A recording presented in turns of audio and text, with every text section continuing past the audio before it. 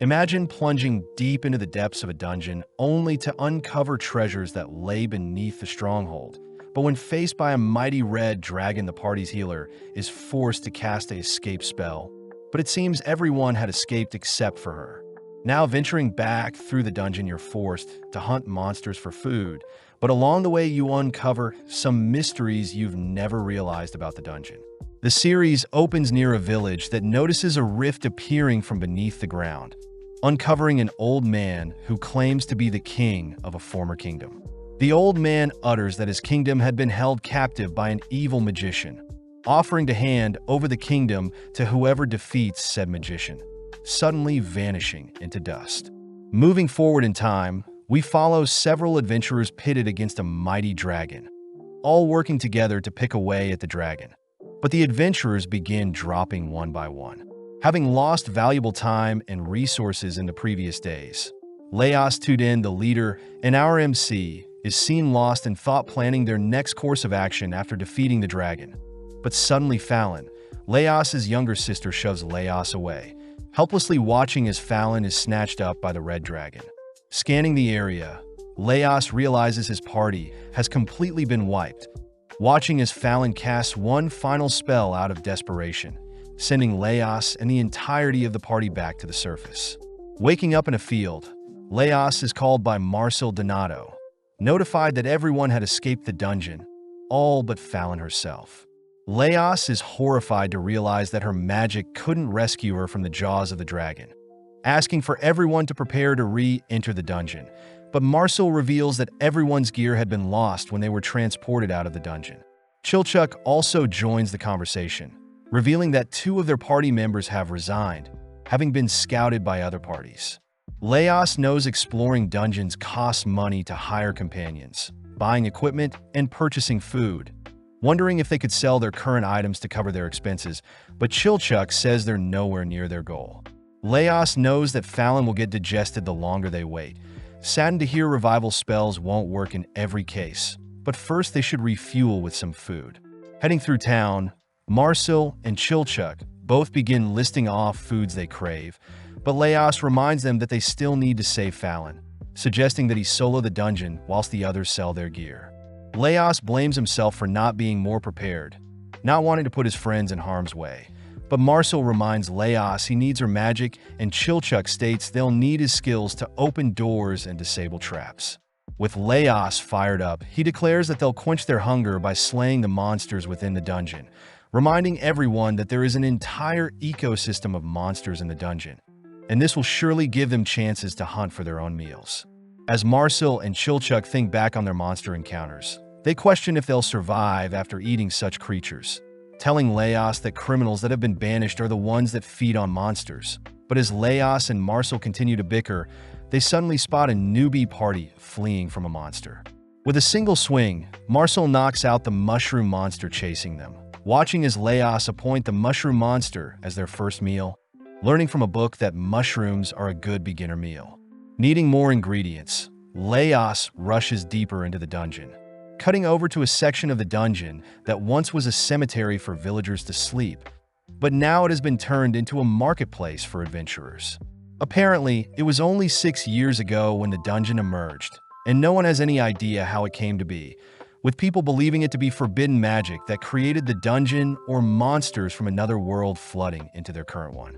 Spotting a hole in the dungeon, Laos sticks his wrapped-up sword into the hole, luring out a scorpion only to put it down like a crayfish.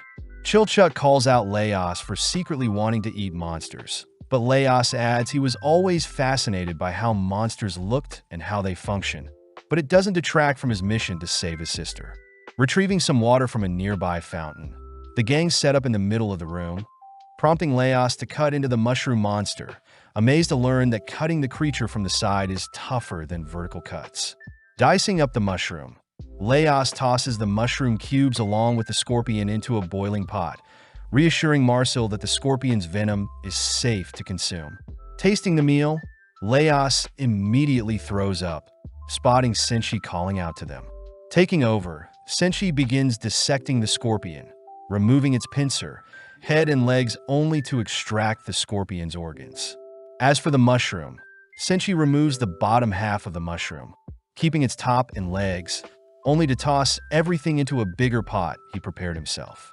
Seeing as the meal is missing things, Senshi heads over to sever some roots and herbs. But Marcel is very opposed to eating plants grown from a location that once belonged to a cemetery. With Marcel demanding to know who Senshi is, a strange ooze pours onto Marcel, revealed to be a slime that restricts Marcel from casting her spells with her voice. Luckily, Senshi frees Marcel with a single stab to the slime, surprising Leos as it would normally take them longer. Senshi reveals the structure of a slime is quite simplistic, as slimes choose their targets based on the prey's breathing pattern, meaning shouting would naturally draw its attention. Senshi begins prepping the slime with some citric juice, sandwiching it between a net, and declaring he'll let it dry into a delicacy in the coming weeks. Taking out one he prepared earlier, Senshi mentions how he studied the dungeon for over 10 years, tasting and adding the final touches to his delicious hot pot. As Senshi serves the boys a bowl, Marcel patiently watches the boys enjoying the dish, giving in as she demands to taste the dish as well. Surprisingly, the slime combined with the roots and herbs Senshi added completes the meal, all dusting off their bowls as Senshi introduces himself as a dwarf researcher. Upon hearing that Leos and his party are heading deep into the dungeon to rescue his sister from a red dragon, Senshi laments that dragons normally spend their days sleeping and slowly digesting their food, excitedly asking if he can join Leos's party, having always wanted to cook up a red dragon. Although the gang are surprised by Senshi's enthusiasm, they accept Senshi as a member, all leaving the first basement floor only to head into the second basement floor filled with massive trees and greenery. Apparently, scholars believe that the second basement floor belongs to the upper region of a golden castle, making Chilchik question how the massive trees remain underground, but Leos brushes it off as another feature of the cursed dungeon. Seeing Marcel trip, Leos reasons they should set up camp and rest for the day, reminded of the time when they spent the night in a hollow tree, all agreeing to hunt down monsters for their dinner. Seeing Marcel annoyed, Leos promises to make a meal that suits her taste, but Marcel freaks out hearing that only rats, bats, goblins, and living armor are the most popular monsters nearby.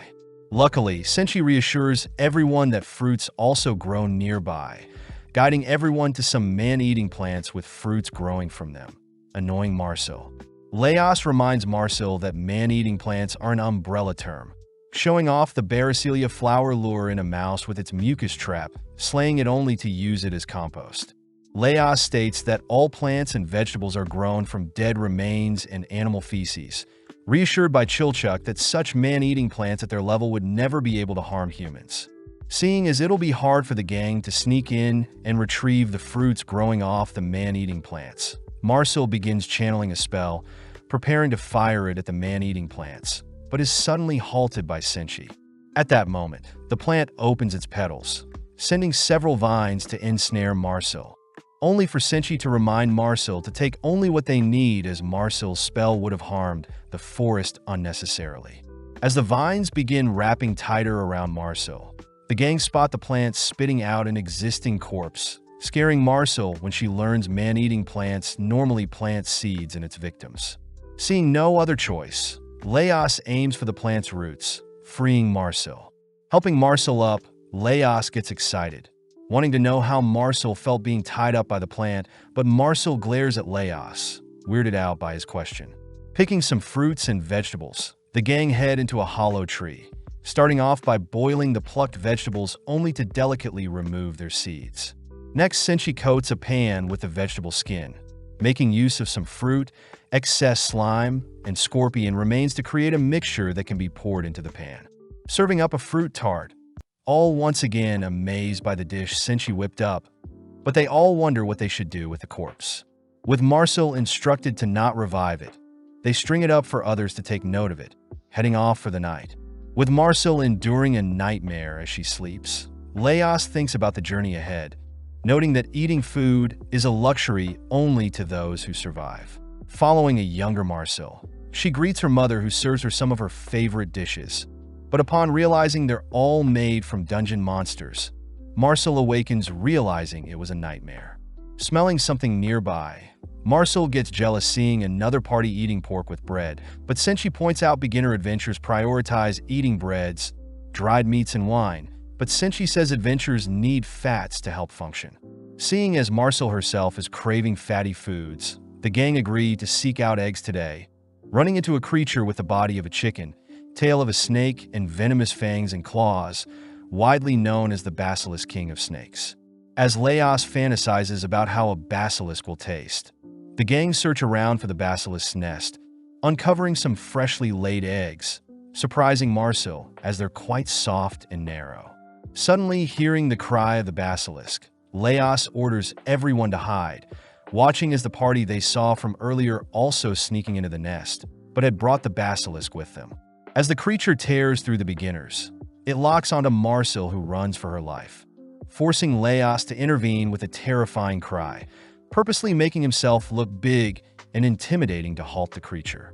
With Senshi sneaking up from behind, the basilisk sends its snake head to deal with Senshi, whilst Leos occupies the chicken head, temporarily confusing the creature and ultimately allowing Senshi and Leos to slay the basilisk. Seeing one of the other party members poisoned, the gang agree to make use of the antidote in their next meal, all rushing to skin the creature. Covering the creature with spices and stuffing it with vegetables, Senshi roasts the chicken's body, unveiling a nicely plump chicken roast. With the poison adventure fed some of the antidote-infused chicken, they all dust off the chicken. Sitting down to rest, the rookie adventurers mention how they've only started adventuring 3 months ago and have been wiped out in the same place countless times, asking Leos how they can improve, but Senshi cries that the rookies should focus on their diet, their sleep, and their workout routines. With the rookies inspired, they depart, allowing Leos and his party to descend further, worried that they won't reach the 3rd floor today. Leos says he heard the red dragon awakens every month to hunt, aiming to reach it before it awakens with an empty stomach, scaring Marcel as she falls on her butt. Seeing as Marcel needs to rest, Leos says they should choose a different path to avoid the roaming bats, prompting Marcel to offer to use her magic to clear a path. But Leos says Chilchuck can handle most of the traps they'll encounter. Needing more food before they continue, Senshi points out some mandrakes they can harvest, allowing Marcel to take charge as mandrakes are fundamental in magic and medicine. Since mandrakes will let out a loud noise when pulled from the earth, Marcel suggests they get a dog to unearth them, but realizes they have no access to such a creature. Leos suggests they use a long string to avoid hearing the mandrake's cries, but seeing everyone so conflicted, Senshi tugs on a mandrake, severing its head before its voice can be heard. Off to the side, Marcel feels pathetic since no one believes in her, choosing to prove that her method works as she opts to use a bat instead of a dog to unearth the mandrakes. Tying a long rope to a mandrake, Marcel dangles a loop in front of a bat's nest only to fire a spell to awaken the bats from their nest. As a swarm exits the nest, one gets caught by the rope, but even with the mandrake unearthed, the bat flies free, diving towards Marcel's location. With Leos and Chilchuck checking on Marcel, they notice Marcel is in complete shock, asking why Marcel did something so dangerous.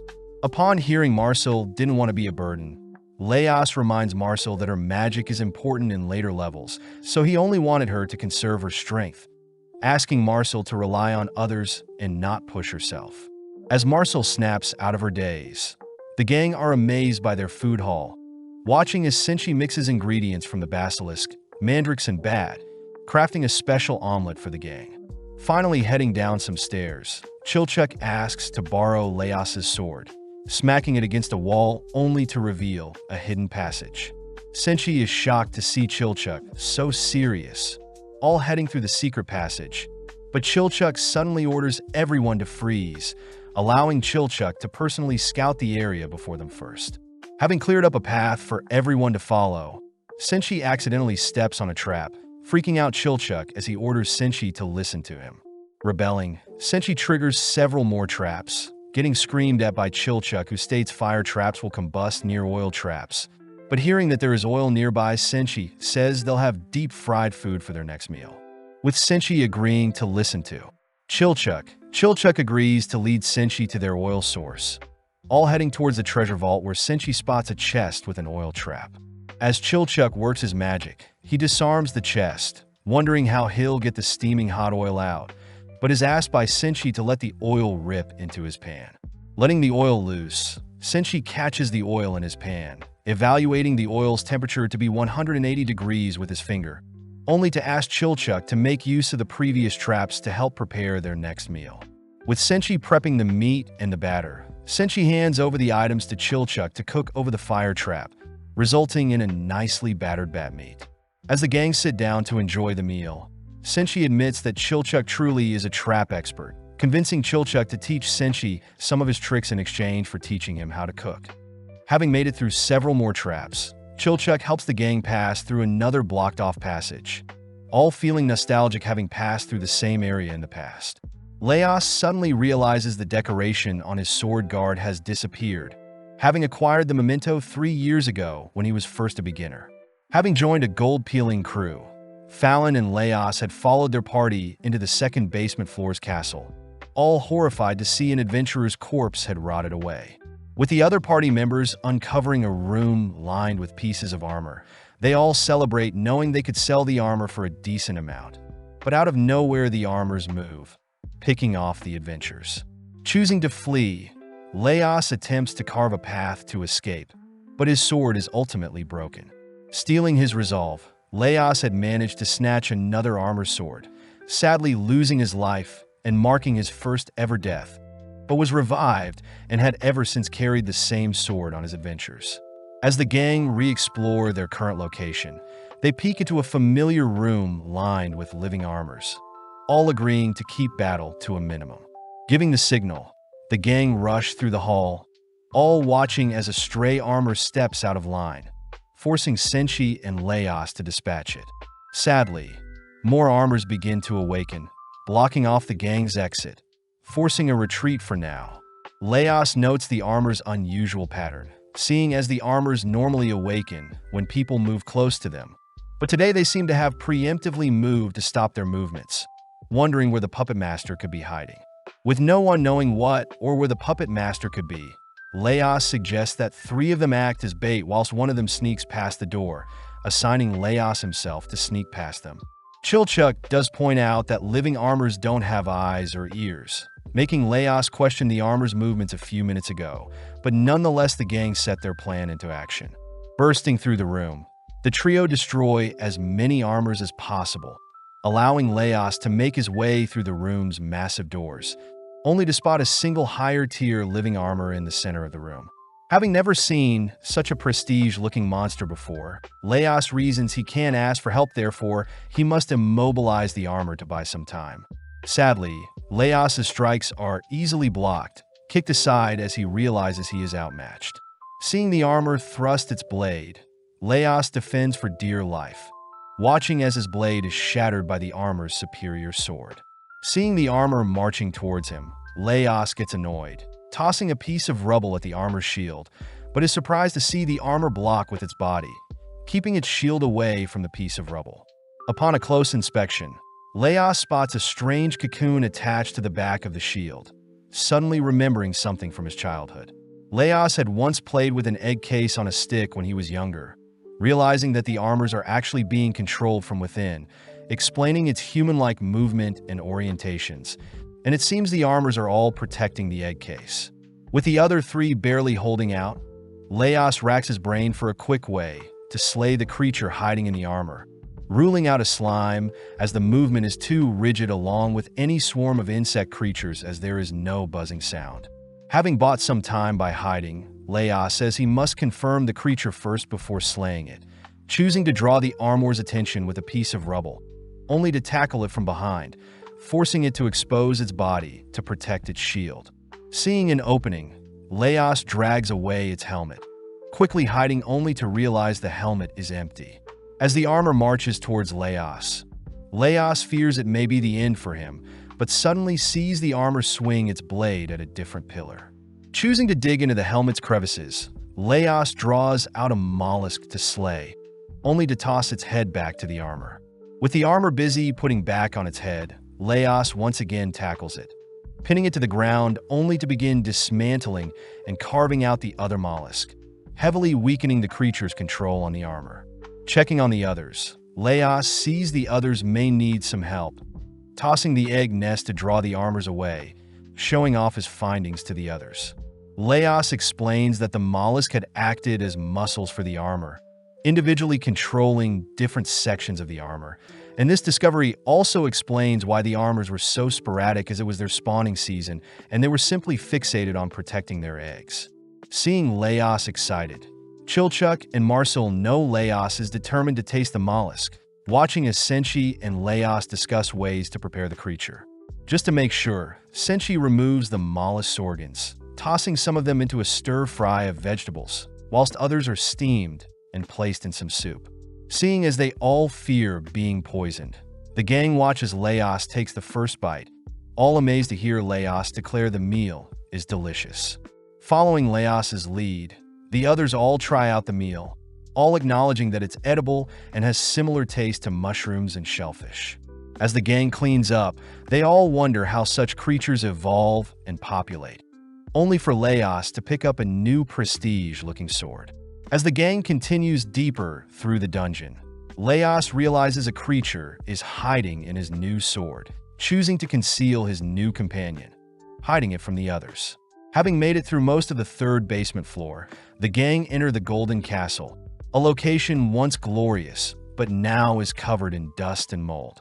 Using his ears, Leos navigates the maze-like structure, hiding from wandering skeletons and ghouls whilst greeting other adventurers. Hearing a golem nearby, Leos suggests they head elsewhere, all knowing that golems are mud and stone that has been magically shaped and follows their master's orders. As Marcel shoots down Leos's thoughts of consuming a golem, Senshi guides the gang to his campsite, explaining that he normally hunts on the second and fourth floor, visiting the town only when he needs spices.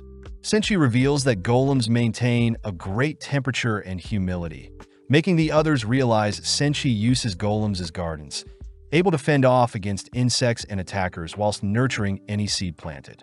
Since the third floor has no other good monster to harvest, Senshi only prioritizes golems, entering a secret passage only to whistle to 3 golems. Before the gang can ready their weapons, Senshi dashes forth, easily identifying the golem's core, only to destroy the golems when he removes their core. Seeing so many luscious vegetables appear from what remains of the golems, the gang joyfully take their time harvesting what they need. As for the weeds they plucked, Senshi asks everyone to help him gather them, to wither them, where he'll place them back into the soil to decompose with some fertilizer. Hearing all of this, Marcel realizes what Senshi is doing, stating that Senshi was the one who planted the cores in the golem, reminding Senshi that activating magical creatures without permission is illegal. Senshi brushes off his behavior as simple gardening, grateful that the others are helping him plant new seeds in the soil, but as they take a break, Marcel excuses herself to use the bathroom. Seeing as Marcel is gone, Senshi takes out 3 cores, planting Taro, Jiro, and Saburo into the soil, declaring that it'll take a while before the 3 golems respawn. With Leos inspired by Senshi's dedication to farming, the gang begin preparing the vegetables, prompting Senshi to start a fire. When Marcel offers to use magic to start a fire, Senshi states he needs to constantly practice his skills to ensure he doesn't get rusty, making use of the remainder of the basilisk bacon to craft a hearty vegetable-filled lunch. Leos is curious as to why the vegetables are so sweet, wondering what the remaining 1% of the golem is made of if 99% is made of soil. With Marcel refusing to answer, Senshi heads off to use the bathroom, reminding Marcel that the toilets on their current floor have been conveniently placed near hotspots. Seeing as things are way too convenient for them, the gang rush to confront Senshi, realizing he's been the one keeping the toilets clean, having used the feces and urine collected as fertilizer. Leos asks why Senshi is so dead set on living a life in the dungeon when he could have an easier time on the surface, but Senshi says it's to maintain the dungeon as a whole, revealing that there used to be 10 golems roaming floor 3, but now there is only 3. Senshi states that golems ensure no dangerous creatures from the lower floors climb to the higher floors and disrupt the ecosystem of the dungeon, and by giving back to the dungeon, Senshi can help others as well. Hearing Senchi's story, the gang are worried Senchi's absence will cost the dungeon, but Senchi reassures everyone the golems will take care of things when he's gone. Wrapping things up, the gang head off. The gang note they're carrying extra vegetables with them, wondering if they could exchange them for other goods. Heading to meet with some merchants, but upon greeting the host, the gang are asked to leave when the host hears they want to trade some vegetables. Before the gang are tossed out, the room is overrun with orcs, all slaying the corrupt people in the room, only for an orc to reach out towards Marcel. Before Laos can intervene, Senchi stops him, revealing that the orcs are his clients and friends. The orc is revealed to be Zon, mentioning how the red dragon had appeared and their settlement had been disturbed, forcing the orcs to seek refuge in a higher floor than their usual. As the orcs scour the room, they demand Laos and his party hand over all their resources. But seeing as Senchi is an old friend, the orcs agrees to house them for a night in exchange for the food. Seeing no reason to refuse, Zon takes everyone back to their base, exciting Senchi as he plans to make bread with the jar of yeast they found. Although the gang are annoyed at Senchi's priorities, they quiet down upon entering Zon's camp, all instructed to remain in a cage, all whilst Zon's son gleefully rushes to his dad. With Senchi demanding to have the ingredients to cook some bread, the others help Senchi mix and knead the bread mixture, all whilst Zon's son watches. Zon takes the chance to educate his son, retelling the times when orcs lived on the surface, only for elves and humans to force the orcs to live underground. Hearing Zon insult humans and elves, Marcel fires back by mentioning how barbaric orcs were even when left alone, prompting both Zon and Marcel to help knead some dough, all whilst arguing over which race was in the wrong. Taking a break, Zon asks Laos himself what he thinks of the old man's prophecy, reminding Laos that the person that slays the evil mage will inherit the dungeon. Laos admits he has no aspirations to inherit the dungeon, annoying Zon as he states all adventurers are lazy and greedy, getting into another argument with Marcel. Having let the dough rise, Senchi bakes the dough, revealing a nice golden brown bread. Before the gang can taste the bread, Zon declares the bread to be the orc's belonging. But suddenly Zon's son asks why Zon is being so mean. Luckily, Marcel covers for Zon, ultimately convincing Zon to share their food with the gang. With everyone sitting down for a meal, Marcel admits the orcs can cook, giving Laos the chance to reveal that his main goal is to slay the red dragon to save his sister. Seeing Laos's determination, Zon divulges that the dragon was seen 2 floors below towards the west, intrigued as Zon wonders if Laos has the makings of a king. As Zon gifts Laos a map, they all enjoy a meal as one, finally bidding the orcs goodbye as they descend further. Following a separate adventurers party, they're seen munching on their final meal before their next dungeon exploration. But suddenly someone calls out to Kabru. The man is surprised Kabru and his party had grown so much, reminding Kabru that many parties have been dismantled and gone missing, asking if Kabru himself will be the one to conquer the dungeon. Flattered, Kabru utters that he's not sure he can achieve such a goal, all whilst Rincha glares at Kabru. Finishing the meal, Rin scolds Kabru for being so humble, having wanted Kabru to yell at the man for living such a mundane life. Although Kabru doesn't disagree, he states they should show what they can do with their actions instead of words, all heading to gather supplies. Having acquired various items along with food and water for 6 people, but are forced to stop hoarding seeing as there isn't enough manpower to carry everything. McBell wonders what the lower floors are like, giving Kabru the chance to tease McBell. But as we go to several days later, the gang have made it to the 3rd basement floor.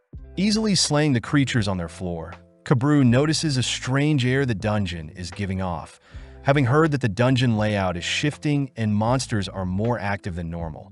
Suddenly hearing McBell call out to them. Upon opening a chest they found on a zombie corpse, the gang strike gold, all agreeing to head back to town and cash in. Cutting back to Laos and the gang, they coincidentally run into Kabru and his party all knocked out with their loot scattered everywhere. Seeing no visible injuries, Chilchuck wonders if the gang fought over the loot, all whilst Marcel prays to prevent them from becoming zombies. When Chilchuck reaches for the nearby scattered coins, Laos's sword begins acting sporadically, shaking violently as it beckons Laos to draw it. Abiding the sword's wish, Laos raises his blade towards the coins, forcing the coins to reveal their bug-like structure. With the coins swarming the gang, Marcel notices a centipede appear from the pearls around a knocked-out adventurer's neck, swiftly releasing a stun spell to immobilize everything in her vicinity. Laos is impressed to have run into treasure bugs as it has been ages, but the gang are more curious as to how Laos detected the bug's movements, something Laos can't explain as it was his sword that alerted him. Off to the side, the trio spots Senshi breaking the treasure bugs, sorting them into edible and non-edible, intriguing Laos as he wonders how Senshi can discern the bugs. Senshi points out that bug necklaces have legs between the segments, coin bugs have an insect-like underside, ring bugs have a flexible structure, and tiara bugs float on water. Getting to work, Senshi skewers and grills the necklace bug, stir-fries the coin bugs only to grind and mix the remaining bugs, showing off a variety of bug snacks. As the gang try out the snacks, Laos personally takes a massive bite of the sweet treats, wondering if his sword and the treasure bugs are the same kind. Grabbing a fried coin, Laos confirms that his sword reacted because it was intimidated by the treasure bugs, exciting Laos as he names his new sword Kensuk. Seeing Senshi throw away the non-edible gems, Chilchuck and Marcel realize the inedible gems were actual gems that could be cashed in. Continuing on, Marcel senses a cold, tingling sensation, realizing that a ghost is nearby, due to the abundance of corpses on their floor.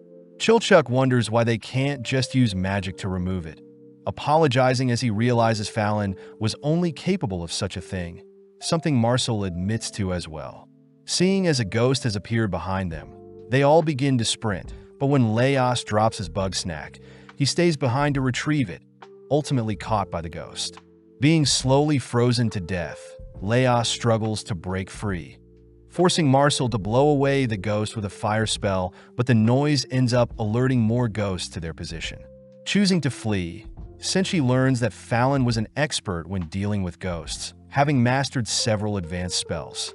Flashing back as we see Fallon casting an anti-ghost spell around their former party, reminding Marcel to never harm ghosts as they don't want the ghost to suffer, something Marcel admired about Fallon. When the former party had encountered the living corpse of a missing adventurer, Fallon courageously leapt into the corpse's arms, forcing the ghost possessing it to leave the corpse alone.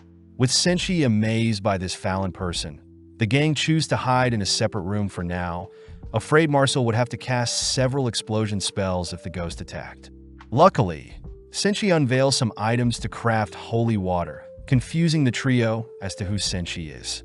Senshi recounts that there are many customs and beliefs around the world, some of which include the use of fire to scare away demons, the worship of the golden beetle as it represents the sun god, offerings of alcohol to disinfect things, and salt itself as it cleanses all evil.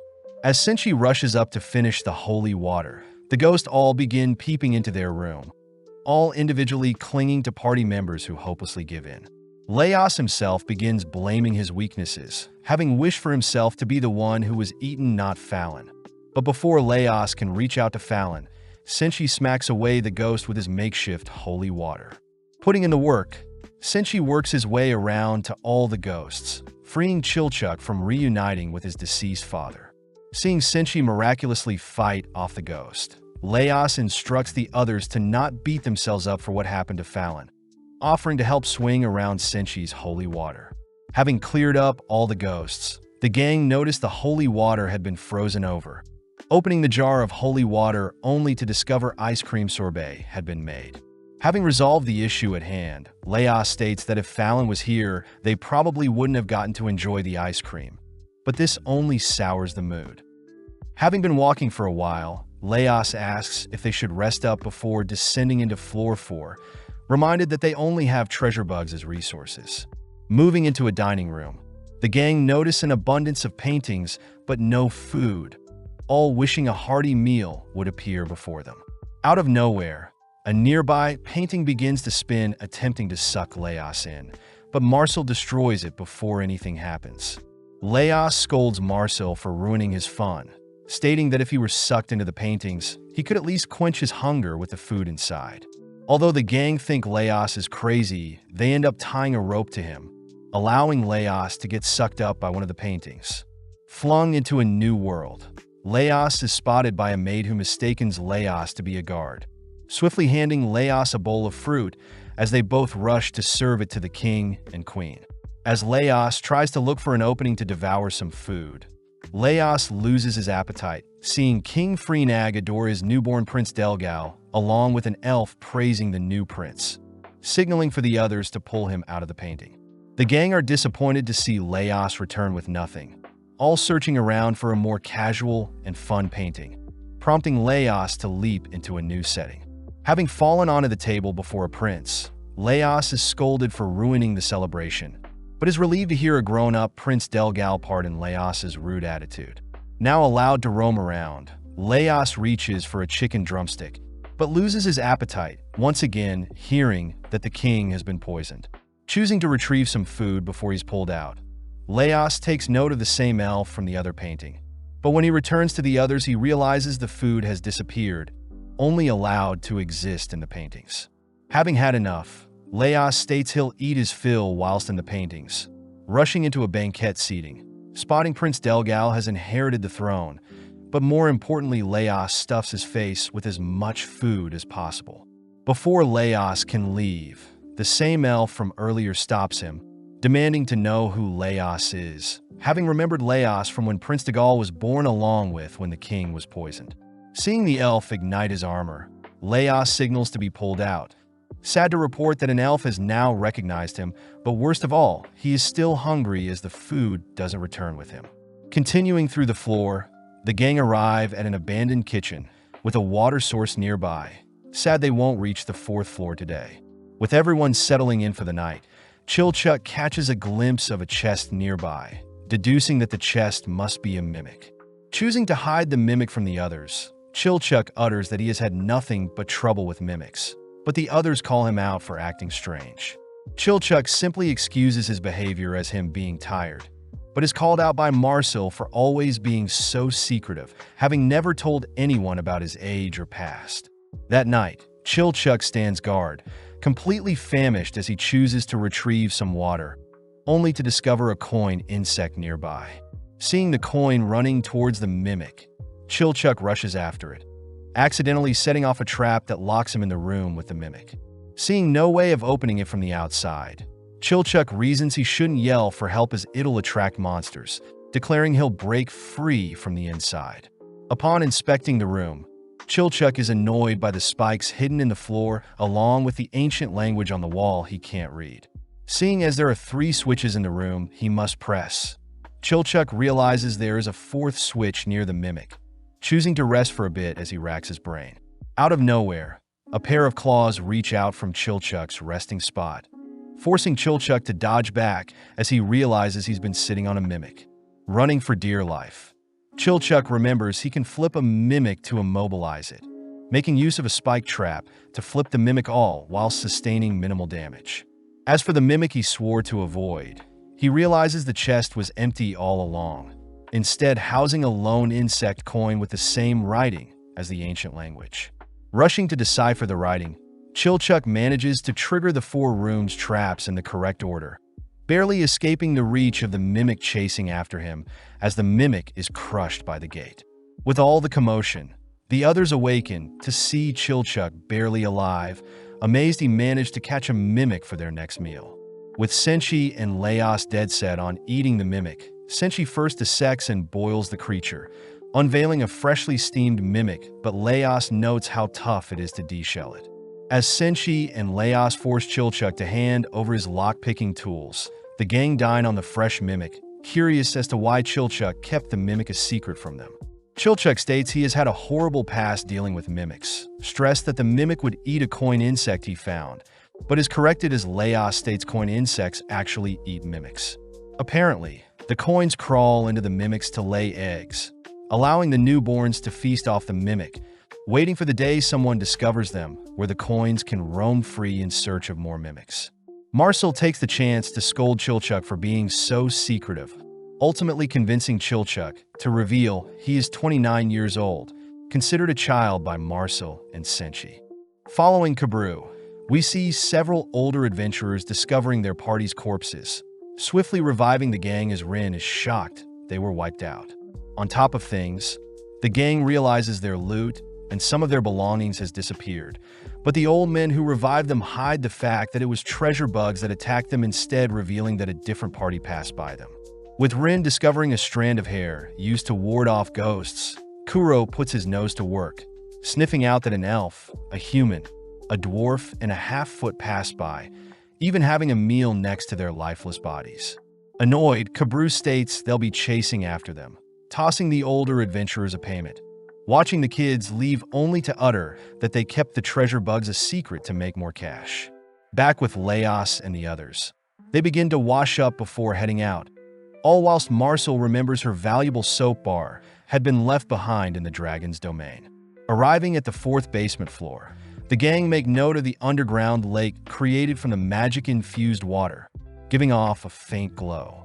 Senshi reveals where he personally fishes and sets up traps, but Marcel shows off her magic to walk on water, something that makes Senshi throw a fit. Seeing Senshi flailing around, Leos holds Senshi down, allowing Marcel to cast the water walking spell on him, asking why Senshi hates magic so much. Senshi states that people become over-reliant on their magic, but as Leos gives Senshi a shove, the gang watches Senshi slowly begins to sink, pulling him out as they wonder why the spell isn't working. Leos realizes Senshi's dirty beard is like an insulator that weakens the spell's effect, giving Senshi the opportunity to show off his method of crossing the lake. Taking out the shell of a mimic, Senshi places it on top of the river, drawing out a majestic-looking kelpie. Although the gang are frightened at first, Senshi reassures them that he's named the kelpie and, having frequently ran into her when he fishes. When Senshi suggests that he ride and steer, and Leos says he's against it, reminding Senshi that kelpies draw people into deep waters with its beauty only to do unspeakable things. Senshi utters that he trusts and, hopping on her back as he begins to ride her, but upon seeing and begin to submerge, Leos ties some rope onto and, diving into the waters to follow the drowning Senshi. At first, Senshi is confused, seeing and acting strange, frightened upon seeing and bare her teeth, rushing to clamp onto some mimic shell Senshi is holding. Seeing no other way, Leos wrestles and stabs, and allowing Senshi to follow up. On the surface, Marcel and Chilchuck hurriedly reel in the rope, relieved to see no one is hurt. Senshi realizes and was waiting for him to ride her all along, prompting Leos to remind everyone that monsters are unpredictable, but having more than enough, Senshi declares he'll personally butcher Anne's body. Coming up with an idea, Marcel asks for some fat, working beside Senshi, but at the same time, Leos points to several objects floating in the distance, asking Chilchuck to help him investigate. Walking on water, Leos and Chilchuck discover the bodies of Kabru and their party, barely recognizing them from earlier. But upon discovering the corpse of a mermaid, Chilchuck deduces that Kabru and his party must have given their lives to slay the monster. At that moment, Chilchuck's eyes become blank, beginning to walk off towards the source of a sound only to be brought back to reality by Leo's clapping sound. Off in the distance, 2 sirens can be seen singing. Noticing Leos and Chilchuck approaching them, they quickly scurry off, frightened by Leos's singing. Choosing to place Kabru and his party's bodies on land, Leos and Chilchuck head to retrieve some scattered grains, but Leos suddenly begins wondering what a mermaid would taste like. Intervening, Chilchuck reminds Leos that a mermaid is a demi-human, creatures that embody humans and monsters. For their particular case, Leos says their mermaid lays eggs, being more monster than human, but Chilchuck still refuses to dine on a human-like creature. Heading back to the others, Leos notices they are still hard at work, choosing to make use of the scattered grains, some mimic meat, and the mermaid's seaweed hair to craft a porridge for the gang. With Marcel digging in, she notices some popping textures in the food, something Leos proudly claims as fish eggs. Pulling Leos aside, Chilchuck realizes Leos had used the mermaid's fish eggs as ingredients, quickly ceasing their conversation upon seeing Marcel checking on them. As some time passes, Marcel presents her soap created from the fat of a kelpie, helping Senshi apply the soap to his dirty beard, only to work tirelessly to comb out wrinkles. With a new and improved fluffy beard, Marcel applies her water-walking spell once more, relieved to see Senshi can now walk on water. As the gang travel across the lake, they encounter various sea creatures, forcing Marcel to cast an explosion spell, but Senshi cries that Marcel killed too many bladefish. Seeing as bladefish can be eaten many ways, warning Marcel that bladefish also serve as a pillar to other sea creatures. But Leos wonders why they haven't encountered any mid-tier monsters yet. Deep within the lake, we see several mermaids swimming to deal with the intruders, only to be captured by several tentacles, forcing the mermaids to swim by Leos and his party. As Senshi feels some rumbling on the surface of the lake, the gang are flung aside as a massive kraken appears, forcing Leos to order Marcel to prepare a spell, all whilst they distract the creature. With the kraken on hot pursuit, Marcel manages to land a direct hit on the creature, but completely unfazed, the kraken begins tangling the boys in its tentacles.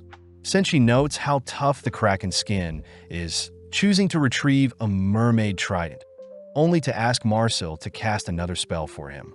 With Marcel trusting in Senshi's words, Marcel exposes herself to the kraken, casting water walk on the creature, forcing it out of the lake and onto the surface of the water.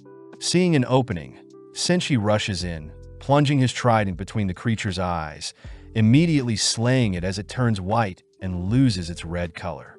Leos realizes the kraken had been devouring the mid-tier monsters, curious as to how the kraken tastes, but Senshi suddenly spots a parasite worming its way out of the kraken. Easily catching and killing it, Senshi begins flaying it, drizzling some sauce on it only to serve some roasted glazed parasite. Wrapping up the meal, the gang spot the kraken being devoured by the smaller fish, something Senshi recognizes as the circle of life, but at the same time Leos begins to quiver, realizing a parasite had entered his stomach, forcing the gang to rest in a nearby room. Having managed to fall asleep, the gang awakens to see Leos malnourished, a symptom of food poisoning. Seeing that Leos should be left to rest, Marcel notes how intricate the dungeon is, having learned about it in school, flashing back to a time where Marcel was a star pupil, the most brilliant female student in history. Marcel points out that her parents were court mages, asking her fellow students to be at ease when around her, only for the teacher to usher everyone into their chairs. The teacher states they'll be breeding spirits today, handing the students jars, only to ask each student to fill the jars with soil and wooden planks with a hole in the middle. From there, a barrier is cast around the jars, allowing for the jars to be injected with magic and spirits. Breeding spirits is the foundation of summoning magic and is what gives life to the dungeon, a practice known as Dugionium. With the girls asked to place their jars in the dark, they all wonder why Marcel is studying summoning magic, amazed to hear she wants to learn how to create a safe dungeon one day. Seeing the girls admiring her jar, Marcel spots a younger Fallon trip, managing to catch Fallon before she falls only to realize Fallon's jar had been incorrectly constructed. Marcel hears that Fallon is always dirty and strange, cutting to a week later where the girls all check their jars, all disappointed to see their spirits have died. The teacher asks the girls to hold a flame to their jars to check. Impressed, Marcel's flame remains lit as it shows the same number of spirits persist in Marcel's jar. At that moment, a massive flame erupts from Fallon's jar. Something the teacher notes is due to the spirits in Fallon's jar multiplying drastically. As the teacher puts out the flame, Marcel demands to know what Fallon did, hearing that Fallon had replicated the real dungeon in the jar. That evening, Fallon shows Marcel a crack in their school walls used to escape, only for both to crawl through the crack. Emerging outside, Fallon's attitude changes, becoming more carefree as she shows Marcel around a forest. Eventually, Fallon takes Marcel to a nearby cave that leads to a dungeon, freaking Marcel out as it's her first time. Luckily, Fallon takes charge, reassuring Marcel that she'll be fine if she follows her, leading Marcel to discover a magical underground lake filled with spirits. Fallon reveals she borrowed the soil from their location for her jar, something that impresses Marcel, as she hears Fallon often reads and writes in this cave. Wanting to perform experiments of her own, Marcel inspects the nearby water, leaping back when she spots a slime emerging from the lake. Before Marcel can slay the slime, Fallon tackles Marcel aside, stating that slimes won't go anywhere near sunlight and are essential for breaking down bat waste and converting the waste into magic. Seeing hundreds of bats on the roof of the cave, Marcel realizes the cave is perfectly at equilibrium, choosing to munch on some berries, all whilst Fallon begins to write a letter. Having never imagined that a dungeon would be so complex, Marcel admits she has a lot to learn, officially becoming friends with Fallon. In the present, Chilchuck refuses to believe Marcel was an A-grade student, but Marcel defends herself, more curious as to who this evil mage is to have been able to construct such a dense dungeon. Having heard everything, Leos reveals that Fallon had always written letters to him when she was in school, having always been a loner, but became more jolly when she met Marcel. Flattered, Marcel declares they'll rescue Fallon no matter what, prompting Chilchuck to point to their current location on the map and where the red dragon is. The gang estimate it'll take 2 days to encounter the dragon, but seeing as the dragon may move around, Chilchuck states they'll set up camp halfway and once more before encountering the dragon itself. Seeing as Leos is still resting, Marcel requests to wipe herself down, feeling bad as she is the only girl. Thinking back, Marcel remembered the moment where Namari and Toshiro had left their party, pissed that they would leave Fallon in the dungeon alone. Seeing as they need to get moving, the boys wake Leos up, all whilst Marcel heads to dump out the rest of her boiling water. Out of nowhere, a mysterious water ball appears from the nearby lake, suddenly firing several water beams at Marcel, forcing her to dodge. Recognizing the creature as an Udina, Marcel dives into the water to evade, swiftly casting Water Walk as she realizes Leos and the others won't be able to help. Seeing an opening, Marcel dashes to avoid another attack, bursting the water ball. Sadly, the Udina had dived back into the water, forcing Marcel to stay alert, but when Marcel tries to make it to the others, she is suddenly struck in the leg, forcing her onto her knees. Scanning the perimeter, Marcel barely catches a glimpse of the creature, struck once more only to realize her magic is running low. With no other choice, Marcel allows the creature to swim in close, blowing up the water below her only for Leos to catch her. Even though Marcel has made it to the others, the Udina simply continues to chase the gang, forcing them back into hiding as Marcel is forced to rest and recover her magic. Seeing as they can't make it past the lake without Marcel's magic, Senshi and Leos agree to create a barbecue with the Kelpie's meat, waking Marcel up. With Marcel slowly replenishing her strength with the Kelpie meat, the gang wonder what foods could replenish Marcel's magic, all whilst another group of adventurers stumble onto the scent of the gang's barbecue. Descending the spiral staircase, Namari recognizes Leos and her former party members, happily greeting them as it's been a week since the separation. Namari takes the chance to introduce her new party to House Mr. and Mrs. Tansu, scholars that pay well along with twins Kaka and Kiki. Hearing Namari's voice, Marcel demands to know why Namari abandoned Fallon. But as Marcel collapses, Namari gets a little concerned seeing Marcel's state. Leos asks if Namari's new party has a healer, but Mr. Tansu demands something in exchange, refusing to accept the Kelpie meat. With Mr. Tansu ordering the party to continue forward, Leos warns them of the Udina guarding the lake, but Mr. Tansu proudly reminds everyone that his race of gnomes are very acquainted with spirits. Standing before the Udina, Mr. Tansu attempts to speak with the Udina, but upon seeing the creature firing off some water beams, Tansu is forced to use Namari as a meat shield. Seeing no other way out, the twins rush to retrieve Namari and Mr. Tansu, embarrassed to see their method didn't work, only for Mr. Tansu to resurrect Namari. Namari is pissed that she is always someone's meat shield, but off to the side Senshi states he despises how unnatural resurrection magic is. Mr. Tansu interjects, reminding Senshi that the dungeon traps people's souls, giving people second chances to be revived, almost like a mighty curse. Mr. Tansu reveals that he came into the dungeon to study a magic circle, having been lost for a while due to Namari's guidance. Mr. Tansu agrees to heal Marcel in exchange for an escort to the nearby magic circle, an offer Leos can't refuse, choosing to personally escort Mr. Tansu alongside Senshi. Heading down some stairs, Mr. Tansu asks for some roots to be removed covering some ancient writing, but Namari takes the chance to remind Leos to buy a better sword crafted by a dwarf.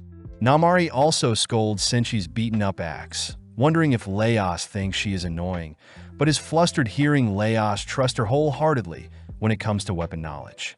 At that moment, Leos's blade detects something, prompting Leos to report that he senses a creature down the stairs, but Mr. Tansu could care less, ordering Kiki to draw the creature out. When Kiki attempts to investigate with her crossbow, several tentacles wrap around and pull her into the ceiling, making Mr. Tansu beg the gang to save Kiki. Namari suggests they get ensnared to help free Kiki, but Leos reveals that tentacles from the monster will inject poison into them, making Leos instead ask to borrow Senshi's helmet. Seeing Leos declaring he'll head up there alone, Namari gets weirded out hearing that Leos will be counting on Senshi and herself, watching as Leos is ensnared. With Leos beginning to lose feeling in his body, he manages to make his way over to Kiki's crossbow, cutting the tentacles binding it only to cry for Namari to aim for its midsection. Leaping forth, Senshi catches and tosses the crossbow to Namari, allowing Namari to land a direct shot on the creature's midsection, freeing Leos and Kiki. Returning to the others, Mr. Tansu begins healing Kiki, all whilst the others squeal at Leos's swollen face. Seeing Senshi return with some of the roots, the gang learn that the ivy tentacle can be suppressed with some vinegar, allowing Senshi to peel it open, replicating a banana. Handing the tentacle around, Namari refuses the offer, all whilst Mr. Tansu finishes healing Kiki. Moving on to Marcel, Mr. Tansu amazes everyone as his healing magic instantly heals Marcel's wounds. But upon hearing that Namari had helped Leos, Marcel swallows her pride and thanks Namari. Before both girls can fight, Leos defuses the situation, all choosing to check on the Udina that is still guarding the lake, all disappointed that Marcel had agitated it when she poured boiling water on it. Mr. Tansu knows that Udinas are spirits, and if they remove the central spirits, the Udina will die off and be reborn. Since this will naturally occur in 1 week's time, Mr. Tansu orders his party to return to the surface with a return spell, but Leos asks if they could take Marcel with them. Leos points out that Marcel won't be able to recoup her magic in the dungeon, but Marcel begs to stay, making Namari laugh as she points out that Leos and his party stand no chance against the Red Dragon without Marcel. Seeing as Namari herself had defeated many Red Dragons before, Marcel begs Namari to rejoin her party, promising to gather the funds and pay her right when it's over. Sadly, Chilchuck knows that Namari is in financial hardship, and if Namari were to jump from party to party, it would tarnish her reputation. Seeing no other choice, Marcel declares she'll drink the Udina. The only issue is how they'll capture and drink the Udina. As Marcel racks her brain for solutions, she wonders if they could use Senshi's cooking pot to defend against the Udina, but when Namari hears that the item had been passed down from his family, Namari realizes the pot had been crafted from adamant. Namari quivers, uttering that adamant can easily cut through and withstand the attacks of a dragon, giving the gang the idea to capture and fry the Udina in the indestructible pot. Seeing only one chance, Leos and Senshi ready the pot and lid, but when the Udina attacks, Leos is easily blown back. Inside the room, Namari begins to grow agitated, fearing Leos won't be strong enough, and instead chooses to take Leos's place. Working with Senshi, Namari and Senshi capture the Udina, tossing and holding it over a fire until the creature ceases its movements.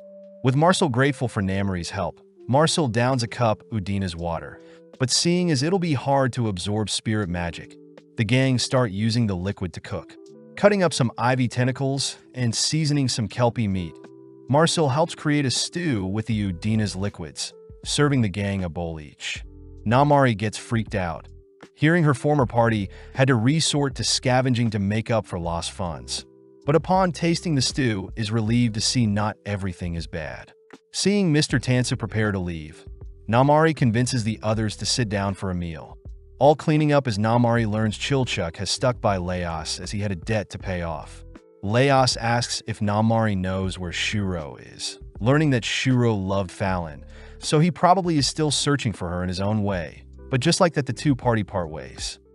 Finally passing through the lake, the gang run into some stairs that'll take them to the 5th basement floor, but Chilchuk states there is an abundance of tentacles blocking their path. Leos reminds everyone that the orcs probably used said trap to scare away adventurers, choosing to hack away at the tentacles to carve a path, but just then Chilchuk pulls Marcel away from the wall, watching as a tentacle emerges from a crack.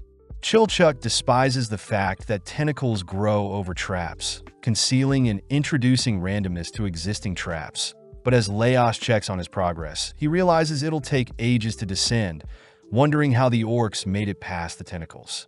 At that moment, a tongue reaches out to snatch Leos's sword, revealed to be a giant frog that merely tosses Leos's sword down the center of the stairs. When Marcel blows away one of the frogs, another simply snatches her staff only to toss it away as well, prompting 2 other frogs to surround Senshi, both attempting to snatch away Senshi's axe. With Senshi holding on tight, Chilchuk notices a trap next to the frog that can be used to blow it away, but wonders why giant frogs are immune to the toxic tentacles.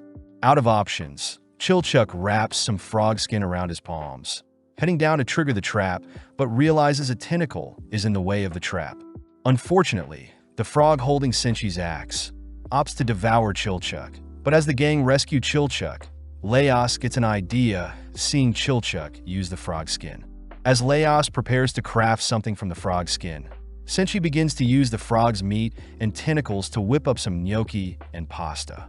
Eating up, the gang don their frog suits, nonchalantly making their way through the swarm of tentacles, making it to the bottom where they retrieve their lost weapons.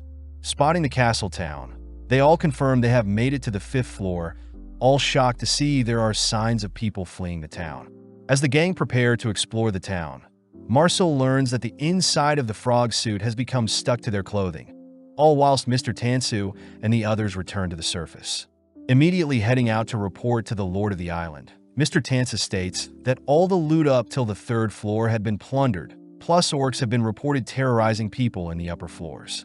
Mr. Tansu advises that the Lord set a reward to deal with the orcs, but the Lord wonders how the orcs made it to the upper floors so easily, hearing that it may have been through the use of some old dwarf mines. The Lord is annoyed seeing how dwarves are like moles, having heard a long time ago that elves and dwarves were at war, and the tunnels and mines dug were a result of the dwarves' strategy to hide and attack. As a result, rumor has it that the Golden City was swallowed into the dungeon due to these tunnels. But Mr. Tansu asks that the Lord not believe in such rumors. As for the magic circle he discovered, Mr. Tansu states that the spell is from the work of an elf, wondering if the evil lunatic of a mage that created the dungeon was an elf. The Lord reveals that he had received a request from the Western elves recently, asking the Lord to return the dungeon to them. But Mr. Tansu furiously states that the elves stole the land from the dwarves and gifted it to the humans. With Mr. Tansu calming down, the Lord states the king of the elves granted the humans this land, wondering if the Western elves are after the dungeon's remaining treasure. Mr. Tansu corrects the Lord, stating that it's the spell of immortality cast on the dungeon, along with the spell that ties the soul to the body that the elves want, advising the Lord to figure out the dungeon's mysteries first. When the Lord grows hesitant of how to proceed, Mr. Tansu declares that the Lord must get a hold of the blueprint needed to create the dungeon's great magic, tempting the Lord with the respect from the elves if he does. Seeing as the Lord is desperate as well, Mr. Tansu suggests that the Lord not hoard his wealth and instead invest into the adventures, intrigued to see how far Leos and his party will go. At the same time, Namari awakes for a nap, satisfied to finally be paid, but swiftly heads out seeing as she needs to head back to the dungeon for another errand. As the twins accompany Namari to the Resurrection Temple, Namari asks if any corpses matching Fallon have shown up, but sadly the receptionist states none match the description. Back with Leos, the gang head through the castle town outside the Golden Castle, reaching the orcs' previous settlement. Seeing as the orcs were in a hurry to evacuate, the gang finds some flour and alcohol, exciting Senshi as he wants to make bread. Peeping through another door, The gang are horrified to discover the burnt-up corpses of wargs incinerated by a dragon's breath. Having confirmed that the dragon is now awake and roaming, Marcel begins to doubt her chances of survival. Calming her down, Chilchuck reminds everyone that he won't be able to participate, but Senshi wonders how Laos dealt with dragons in the past, hearing that Fallon would cast protective spells prior. Then Laos, Shuro, and Namari would engage the dragon. Marcel would support with offensive spells, and Shuro would deal the finishing blows. Seeing as their party has changed drastically, Laos states they must target the underside of the dragon's neck, but Senshi is curious as to how big a red dragon is. Using the destroyed surroundings as reference, Laos reminds everyone that the dragon is huge, wondering if they could jump onto the dragon using the surrounding buildings. Marcel also points out she isn't as gifted as Fallon, unable to ease someone's fall or cast fire protection spells. Plus, their current weapons won't do any good harming the dragon. Marcel adds that she can prepare an explosion spell to stun the dragon at best, but wonders if Laos or Senshi can land the killing blow, suddenly giving Laos an idea. Laos suggests they collapse the surrounding building onto the dragon, pinning it so there won't be any risk of counterattacks from the dragon. Plus, they can lure the dragon around town to buy time for Marcel to cast her explosion magic. Laos does wonder why the dragon has appeared on the 5th floor, a location that is quite narrow, but Chilchuck reminds everyone that Senshi's pot can be used as a weapon against the dragon. Seeing as they have a solid plan, the gang spends some time mapping out the town, only to head back to their base where Senshi has prepared some bread. Seeing as they made the mistake of fighting the dragon on an empty stomach last time, the gang indulge in Senshi's deep-fried breaded fog. Appreciating the moment, Laos thanks everyone for making it this far with him, all suddenly hearing the red dragon appear. With some final words of encouragement, Marcel casts some defensive spells on the boys, only for the party to get into positions. With Marcel stationed inside a castle, she finishes up preparations, reasoning that an all-out stun spell would be more useful than several small explosions.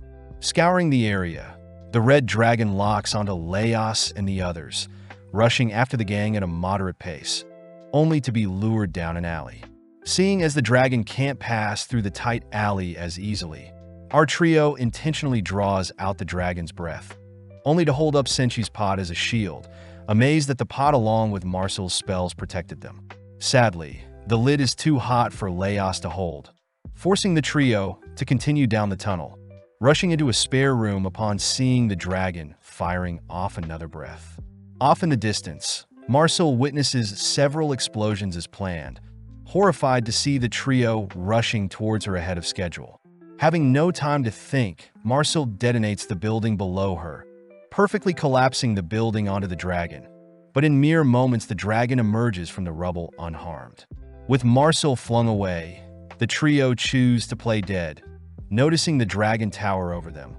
But before Laos can reach the dragon's neck with his sword chooses to flee, forcing everyone to retreat below the red dragon. Seeing no way out, Marcel tries to draw the dragon's attention, but when Senshi cleaves at the beast with his axe, his blade shatters. As a last resort, Senshi unveils his mithril cooking knife, a blade that Laos plunges into the dragon seamlessly, but realizes it's too short to do any impactful damage. As the dragon begins flattening their location, Marcel rushes to find a solution, all whilst the boys are slowly backed away from Laos's sword, all beginning to despair. Senshi steals his resolve, stating that he'll draw the dragon's attention, rushing towards Laos's sword only to be crushed before he can reach it. Seeing Senshi barely alive, Chilchuck holds Laos back from rushing out mindlessly, instead asking Laos to find Marcel, all whilst Chilchuck checks on Senshi. Spotting Senshi's cooking knife, Chilchuck tosses the blade into the dragon's eye, giving Senshi enough time to toss Laos's blade. With Laos rushing into a destroyed building with Senshi's pan, Senshi and Chilchuck are smothered in rubble, all whilst Laos manages to run into Marcel.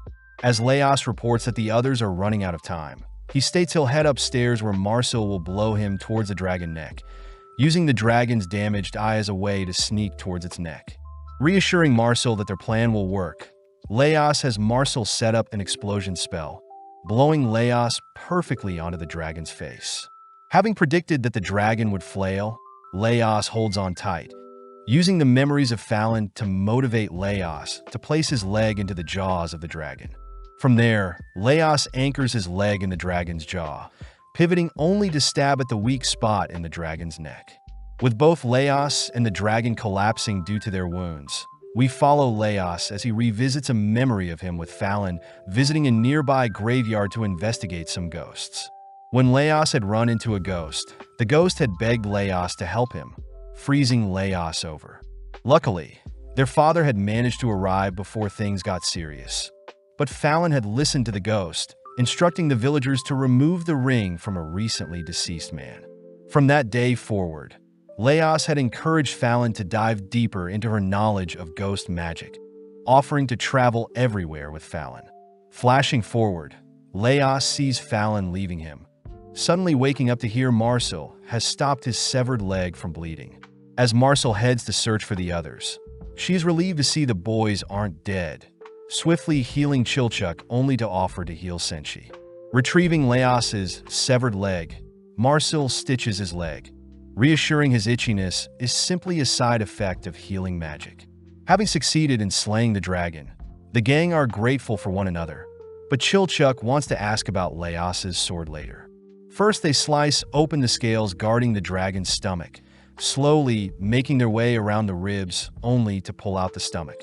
As it's the moment of truth, the gang cut open the stomach, mortified to see it's empty, quickly searching the intestine only to realize there is nothing in there as well.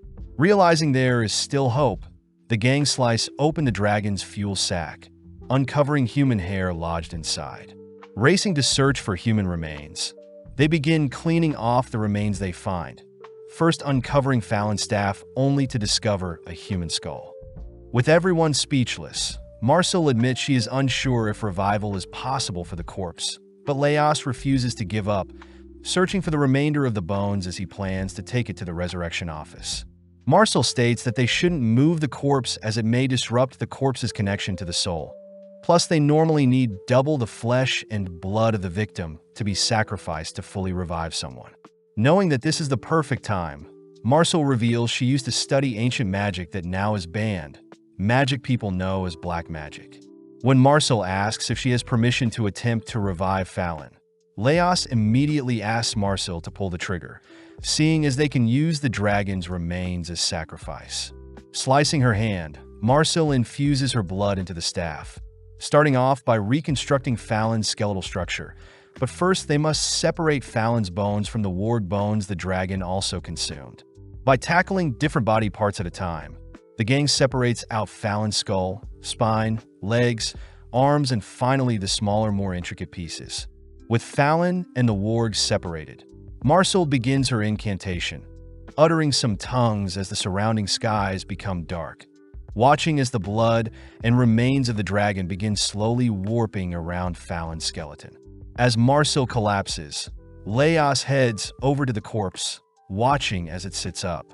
Hearing its voice, Laos is relieved to see Fallon is alive, rushing to cover her up as Laos wakes Marcel to tell her the good news. Seeing her best friend, Marcel leaps into Fallon's arms, breaking down as Chilchuck introduces Senshi to Fallon. Seeing as they need to eat, the girls first head to clean off, prompting Marcel to scrub Fallon clean as she checks every nook and cranny of Fallon's body. Seeing Marcel pretty depleted of mana, Fallon attempts to share her mana with Marcel, but Marcel asks Fallon to hold back until she's better. Fallon admits that she doesn't remember what happened, freaking out as she demands to know what happened to the others that fought the Red Dragon, but is relieved hearing everyone made it out safe. Fallon does ask what the bloody magic circle is on the floor, asked by Marcel to not stress out about such things since they can remove the circle and move on with life, especially since Fallon has returned to them. Back outside, Chilchuck asks what Laos will do moving forward, knowing they'll have to take the main road to head out of the dungeon. Laos admits he'll just figure things out once they make it out of the dungeon, but Chilchuck finds it strange that Marcel hid her black magic from everyone plus an elf like her doesn't yearn to explore the dungeon. When Marcel appears, she asks everyone to keep her dark magic a secret, spotting Fallon arriving as well, having just passed by Senshi preparing to cook beside the dragon. With everyone rushing towards Senshi's location, Leos cries that Senshi shouldn't start a fire near the dragon's spilled oiled bag, but sadly it's too late, all suddenly engulfed in flames as Senshi lights a fire. Luckily, the gang are protected by some magic, revealed to be Fallon, who instinctively casted some barrier magic to protect everyone. But the gang are upset the stomach section of the dragon is on fire and will take some time to put out. Improvising, Senshi mixes up some dough, making use of the dragon's tail to harvest some meat, only to serve some pizzas and huge chunks of roasted dragon's meat. Taking the first bite, Fallon becomes addicted to the monster's meat, prompting the others to dig in as they compare the dragon's tender taste to other monsters.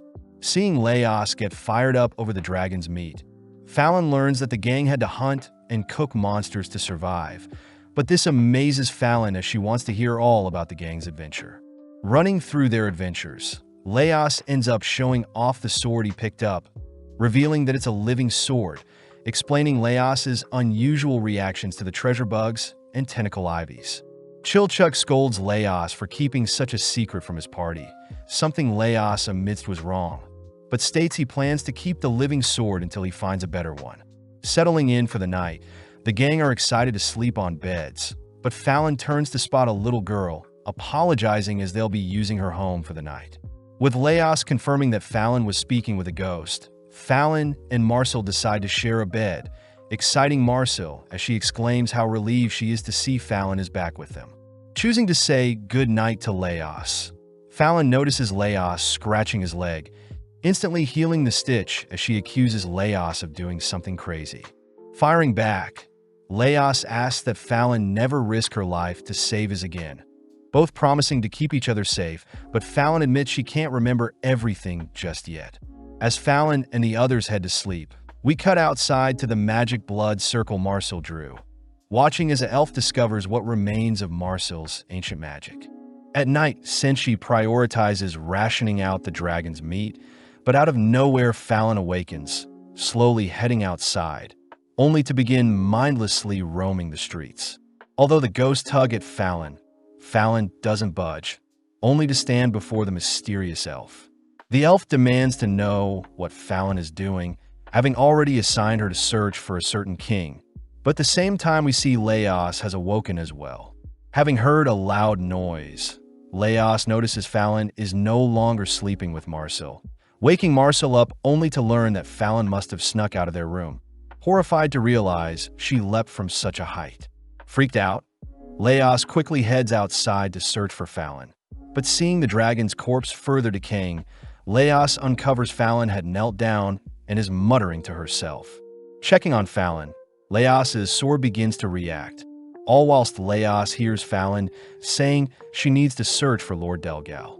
Before Leos can react, the elf suddenly appears behind him, revealing that everything on this earth belongs to King Delgal, something that terrifies Leos as he recognizes the elf from the painting he entered. With all the pieces falling together, Leos deduces that the elf before him is the lunatic magician who created the dungeon, frozen in place as the elf reaches out to him. Luckily, Marcel fires off a warning shot ordering the elf to not move, but as the elf locks onto Marcel and the others, Leos tries to escape with Fallon. Sadly, Fallon begins to act strange, monstrally knocking Leos away, but at the same time we see the elf reveal a spellbook of their own.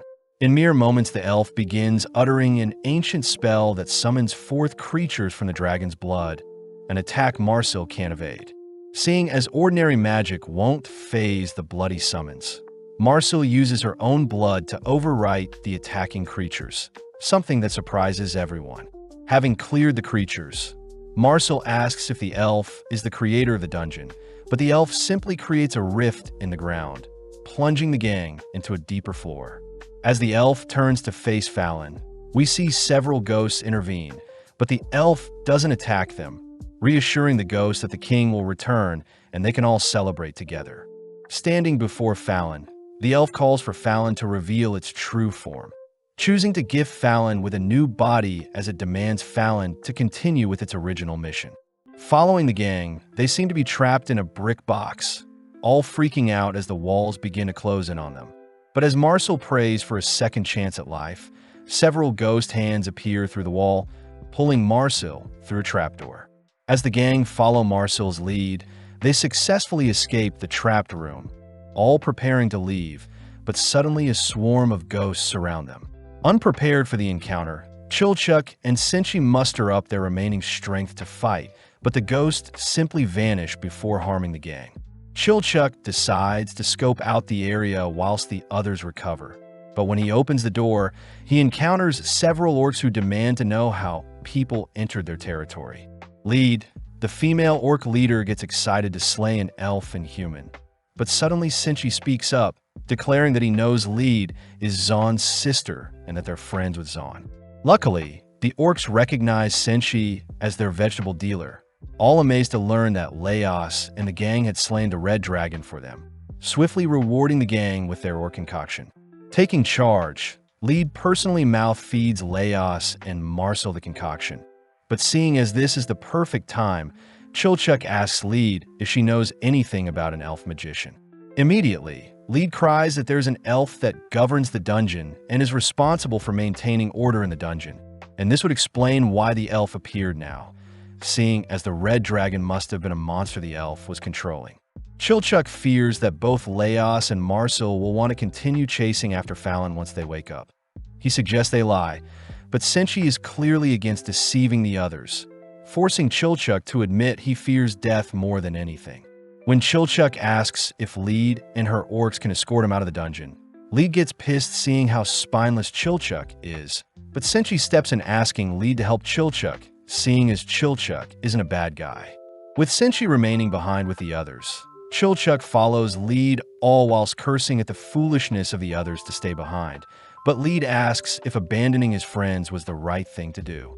Chilchuck tries explaining how they're searching for a friend, but out of nowhere a ghost appears behind Chilchuck, nonchalantly passing by him as Lead reveals the ghosts are residents of the city and are actually quite intellectual. Seeing the ghost asking for them to follow it, the gang end up back at the location of the dragon corpse, but it seems the corpse is gone. Chilchuck utters that the burn markings on the ground was because they set the dragon on fire, but luckily Fallon had protected them with a protection spell, even though she was surprised she managed to cast it. Lead grows more impressed hearing how heroic Laos was to have given up his leg to slay the dragon, but Chilchuck wonders if joining the gang was the right thing to do, only to finally make it back to their resting place. As Chilchuck packs his stuff, he continues to tell Lead about how Marcel saved them from the attackers the elf summoned, but feeling pathetic, Chilchuck admits to being a coward that leaves his friends behind. Lead says she knows Chilchuck values his friends a lot, but as they continue back along their route, Chilchuck suddenly bumps into Laos's sword, noticing a strange blood trail that leads from the dragon's corpse. Choosing to return to the others to say his final goodbye, Chilchuck notices Laos attempting to leave, swiftly tackling him as Chilchuck cries, "Laos needs rest." Chilchuck admits he feels sympathy for Laos, but Chilchuck cries that their party isn't ready to deal with the elf nor chase after Fallon, begging Laos to return to the surface and report their findings in hopes for a better chance to find Fallon later. Senshi backs Chilchuck up, seeing as resting and returning is the best plan. Plus, Lead has reported the red dragon's death to Zaun, and the orcs plan to assist Laos once he returns. Seeing as it's the right thing to do, Laos agrees to leave for now and return in the future. Elsewhere, we see Mr. Tansu waking up Kabru and his party with some goat's blood, ordering Kabru to head back to town to recover, seeing as they were seemingly saved from drowning. Kuro puts his sniffer to the test, confirming that the people that looted their bodies also saved them. But before the party can leave, Mr. Tansu asks to be paid for waking everyone up. Kabru remembers that they were attacked by some mermaids, but seeing Namari, Kabru seemingly recognizes her, pissing Rin off as she accuses Kabru of flirting with everyone. Mick Bell cries that their rations have also been looted, but making the right decision, Kabru declares that their party will head back to the surface to restock, seeing as they're lucky to be saved in the first place. Following their captain's lead, they all agree to prioritize their safety, but as they all cross the lake towards the stair that leads upwards, Kabru notices an absurd amount of fog enshrouding them.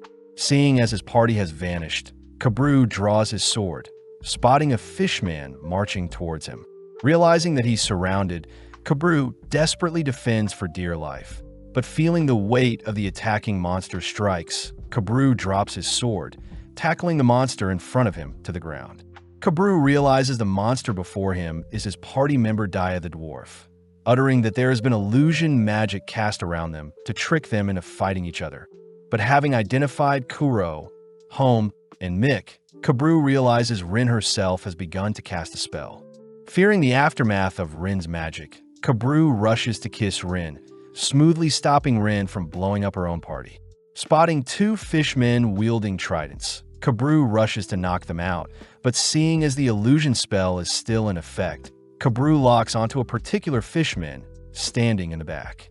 Rushing to slay the fishman, Kabru watches as the illusion spell is removed, realizing the attacker before them is the corpse retriever that had saved them earlier. Kabru states that he knows corpse retrieval pays better than slaying monsters, and deduces that the men had simply followed them into the deeper floors in hopes Kabru's party will get wiped in order to revive them and cash in another revival job. Sadly, Kabru's party was already revived by Mr. Tansu, and since the men were greedy, they tried tricking Kabru's party to slay each other with illusion magic. The men admit it would have been nice if Kabru brawled with Mr. Tansu's party. That way the men could have revived and cashed in on 2 revival jobs. But this annoys Kabru, as he says adventures attacking other adventures is a crime. When Kabru threatens to report the men to the Lord of the Island, the men ask that Kabru take the 2 men he knocked out to the resurrection office and get paid for retrieving their bodies, striking a deal to take 30% of the proceeds Kabru makes, something that entices Kabru. Before Kabru can carry the knocked out men, Kabru turns his weapon onto the leader of the men, instantly slaying him only to slaughter his 2 friends. With only 1 man left, he begs to be spared, seeing as they only care about money. But hearing the man's pathetic pleas, Kabru puts him out of his misery. Choosing to dump the bodies for the surrounding fish to feed on, Kabru apologizes for leading their party into such a slump, but Rin says it can't be helped seeing as their party skill level isn't that advanced. Kabru knows the Lord of the Lands only cares about profit and money, but seeing as there is no excitement or incentive to continue to explore the dungeon, it seems adventurers will no longer venture into the dungeon and slay the monsters, eventually causing the monsters of the dungeon to spill out. Kabru declares they'll lift the curse of the dungeon to ensure no such thing can harm the innocent citizens living on the surface, but out of nowhere Mick Bell reports they've found food and loot on the men that attacked them. But sadly, Kabru says they'll only be taking the men's food and dumping the remainder in the lake.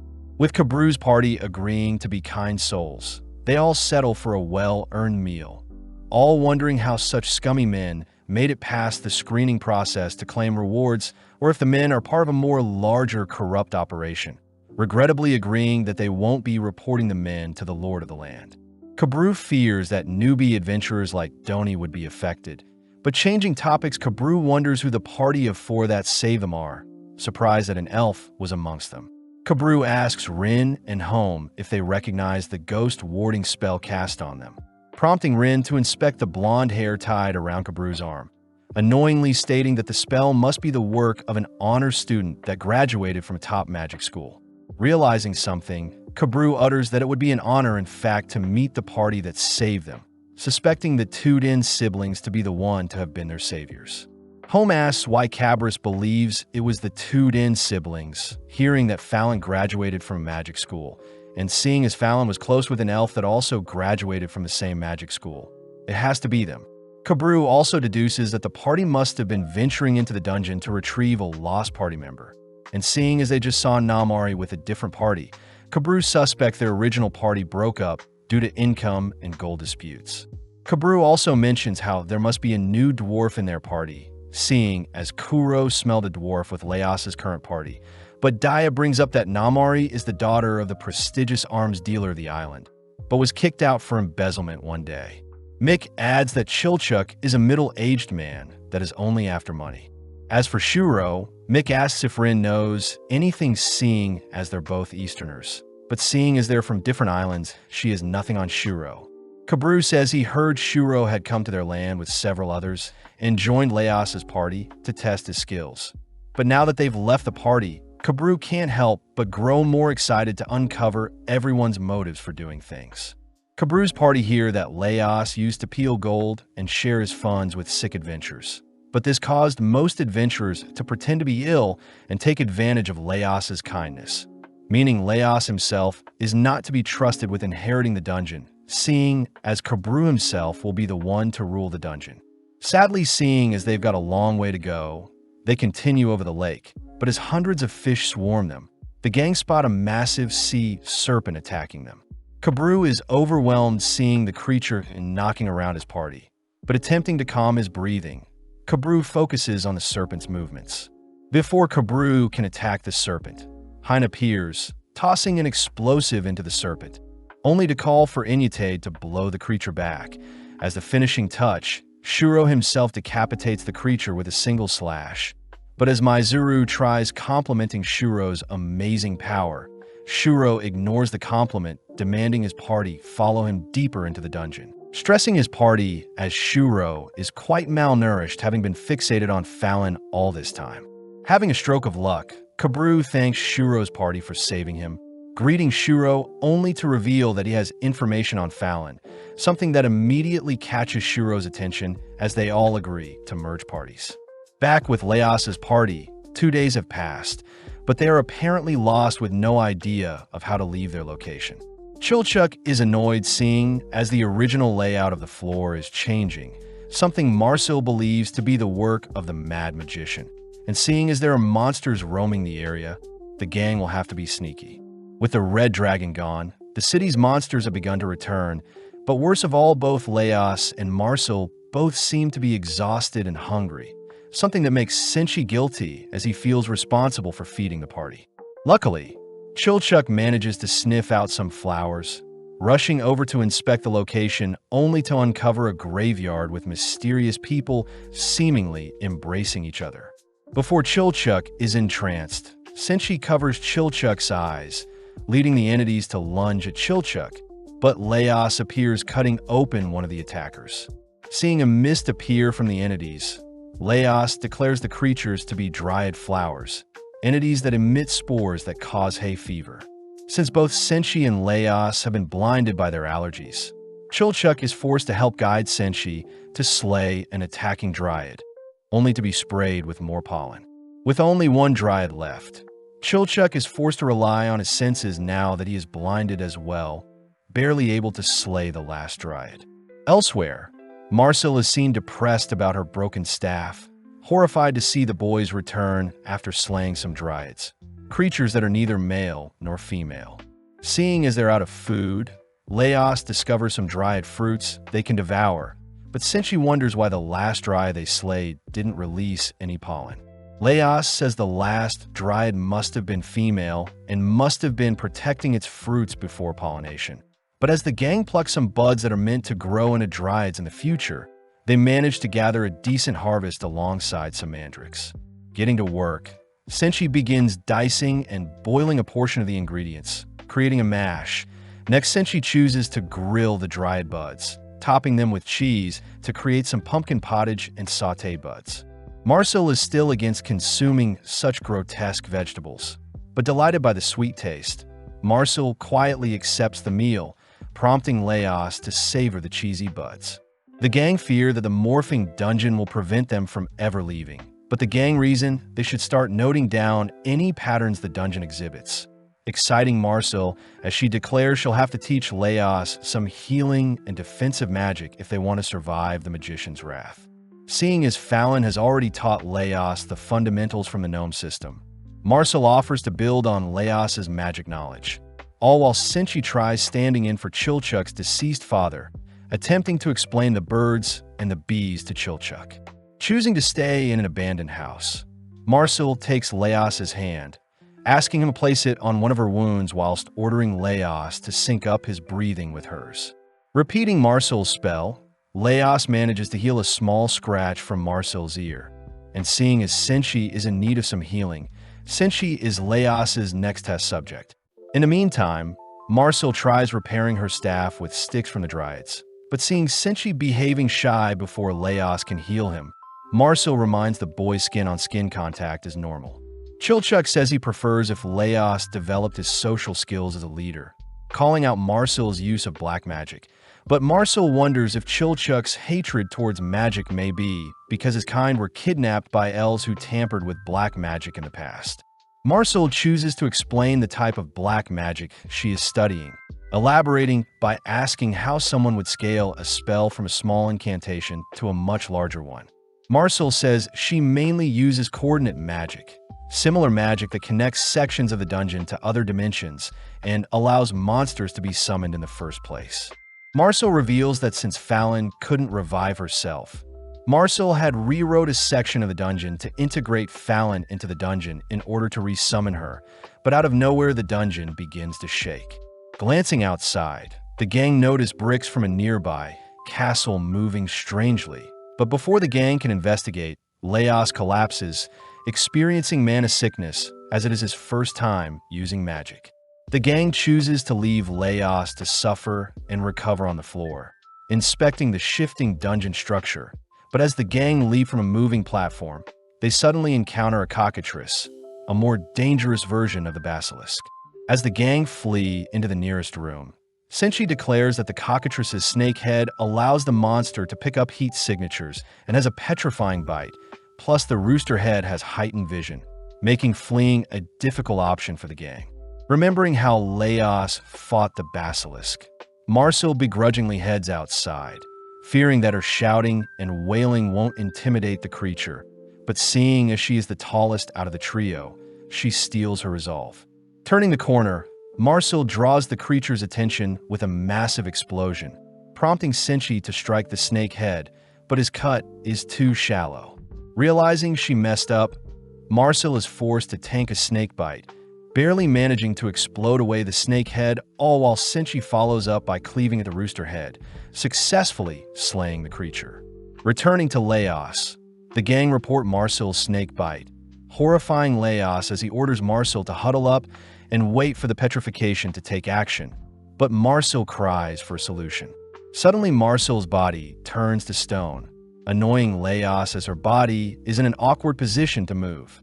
Apparently, petrification is a curse that you can naturally heal from, but there is also the option of searching for other adventures with a healer that could reverse such a curse. But Leos himself says he could try to heal Marcel, as Leos gets to work searching for a spell to reverse Marcel's curse. Chilchuk fears that Marcel will topple over and break, so Senshi uses her to help hold and store some of their food. With 4 days passing of trial and error, the gang try plastering Marcel with some herbs, all whilst Leos tries out another spell, but surprisingly Marcel is finally freed from her stone prison. Heading outside, Chilchuk reports he had managed to jot down some patterns the dungeon is exhibiting, first declaring that when a path closes another opens. Next is the number of buildings and items within them all stay the same after each dungeon shift. Houses can never transform into graveyards. Bricks from walls spiral clockwise regularly, and the nearby stone statues never move. Putting everything together, Chilchuk guides the gang towards the home they stayed in with Fallon. But Chilchuk remembers the pull of blood with something being dragged away from it, stressing that Leos and Marcel may want to continue searching if they think it may have been Fallon. The gang find it weird that the dragon's corpse had completely vanished, but when Leos heads to inspect a crack in the nearby wall, he suddenly falls back, spotting a zombie-like creature speaking to him. Marcel asks what Leos just saw, hearing that a monster told Leos that the magician's eye will be upon him. Right on cue, the sounds of the magician's summons can be heard nearby, forcing Marcel to stuff the gang into the nearby wall, managing to evade the creature's surveillance, only to emerge from the walls. Leos recognizes the gooey wall to house dungeon cleaners, small creatures that devour anything like rubble and excrete what they consume to patch up the dungeon. Continuing to follow Chilchuk, the gang successfully make it to some stairs, all preparing to feast on another meal, all whilst Marcel dons her frog suit. Senshi starts by mincing the cockatrice meat, all while stir-frying it with some dried leaves, finally adding the mixture to some grains and topping the item with some egg sauce. The gang are impressed by Senshi's brick-baked meal, But Laos realizes the bricks that are holding the meal are made from dungeon cleaners, swiftly trying the brick itself only to be disgusted. As the gang eats, we see Shuro's party suddenly appear, all tying up and preparing to slay Laos and his party. But luckily Shuro orders his party to stand down. Laos is glad to see Shuro again, starting off by introducing Shuro to Senshi. But before Laos can continue eating, he notices Shuro has quite a large group. Speechless, Kabru takes the chance to introduce himself to Laos. But as Laos and the others talk, Kabru continues to monitor Laos. Rin asks why Kabru didn't confront Laos about stealing from their party. But glaring at Rin, Kabru says Laos doesn't seem like a bad guy, plus Kabru is curious to learn from Laos along with any of his future plans. Laos tells Shuro about how they were trapped in their current floor, but thanks to Chilchuk's keen senses, they made it to their current location. But Chilchuk takes the chance to tease Shuro for the abundance of girls in his party. Shuro reassures everyone that the girls are his retainers, apologizing for leaving the party after Fallon helped him escape, but Shuro had to rally together a stronger team before he was comfortable with slaying the Red Dragon. Luckily, Marcel declares that their four-man team was able to slay the Red Dragon, piquing everyone's interest as Shuro himself asks about Fallon. But suddenly Shuro collapses to the ground exhausted. Maizuru begs Shuro to eat, revealing that Shuro hasn't slept or eaten in days. But Laos finally steps in, promising to tell Shuro everything if he eats and sleeps, convincing Shuro to finally ask for his first meal in a while. Immediately, Maizuru orders Inyatade to fetch some water whilst Hein and Benikadori cook some rice. As for Asabi, she is tasked with guarding Shuro. Seeing so many people gathered, Laos advises that they split up, prompting Maizuru to task Rin, Home, and Marcel with erecting a barrier to protect their current location. As for Laos and Kabru, they help take Shuro elsewhere to rest and eat. As the others help with starting a fire, Laos is seen explaining their encounter with the lunatic mage after slaying the Red Dragon after reviving Fallon only for her to be kidnapped. But Kabru asks to know how they escaped the magician. Laos chooses to conceal Marcel's black magic, instead explaining that they've been dining on the monsters they've slain, something Kabru finds hilarious. Shuro asks if Laos knows where Fallon could be, wondering if the orcs may be involved, but Laos reassures everyone that the orcs are working with them. When Laos utters that Fallon may have been taken to a deeper floor, he asks to speak alone with Shuro. But as Asabi guides Kabru elsewhere, we see Senshi and Maizuru discuss the importance of a well-balanced meal. Maizuru reveals that she would always cook for Shuro when he was younger, but one day Shuro had begged Maizuru to help him retrieve Fallon. A first for the young master, plus it was a northern girl that Shuro was obsessed with. Maizuru wonders how she can convince Shuro to move on from Fallon. But seeing as she must serve Shuro, Maizuru says she'll put her full efforts into ensuring Shuro is happy. Having created a standard Eastern meal, Senshi and Maizuru rush over to serve Shuro the meal. But upon entering the room, we see Shuro choking out Laos.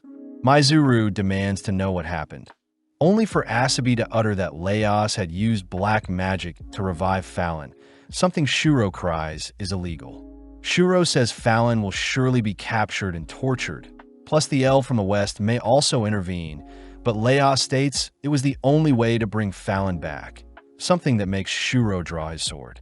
As Shuro quivers at the crime Laos had committed, we pan out to see Fallon observing the gang's gathering, now housing a monstrous half-human body, all whilst promising she'll find Lord Delgal. The attacker demands the boys drop their weapons, but getting a closer look, Chilchuk realizes the attacker is Asabi, one of Shuro's retainers. Asabi demands that Marcel free her using her black magic, but Marcel doesn't know what Asabi is talking about, learning that Asabi has a curse around her neck whilst the second curse is keeping her as a Beastman. Chilchuk knows that Beastman can be genetically engineered and are normally created with the use of black magic and involve mixing the souls of a human and beast.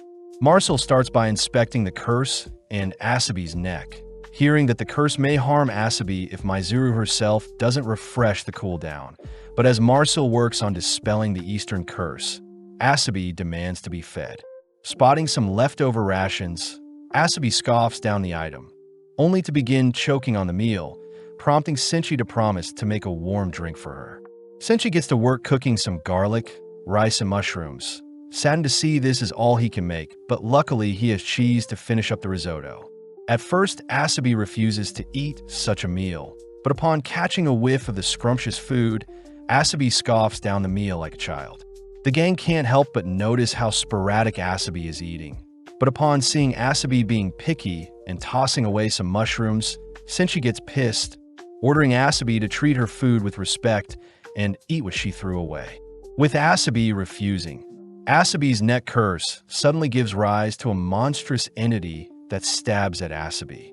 Luckily, Senshi tackles Asabi to safety, fixated on teaching Asabi proper table manners. But seeing the entity approaching Senshi from behind, Laos rushes to cut it down.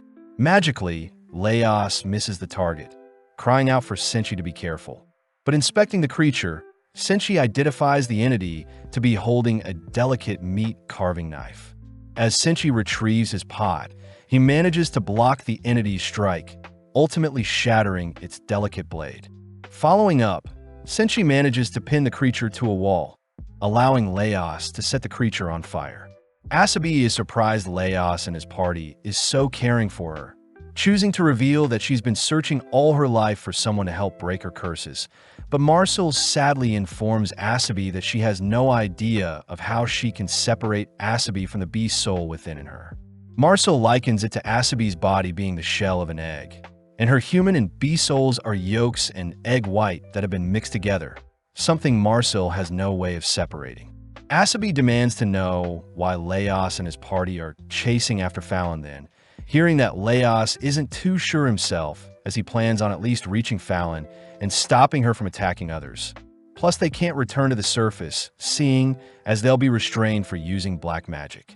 Asabi begins to despair, seeing as her cursed beast body can never be fixed. But the gang does reassure Asabi that once they confront the Lord of the Dungeon, they may be able to fix both Fallon and Asabi all together.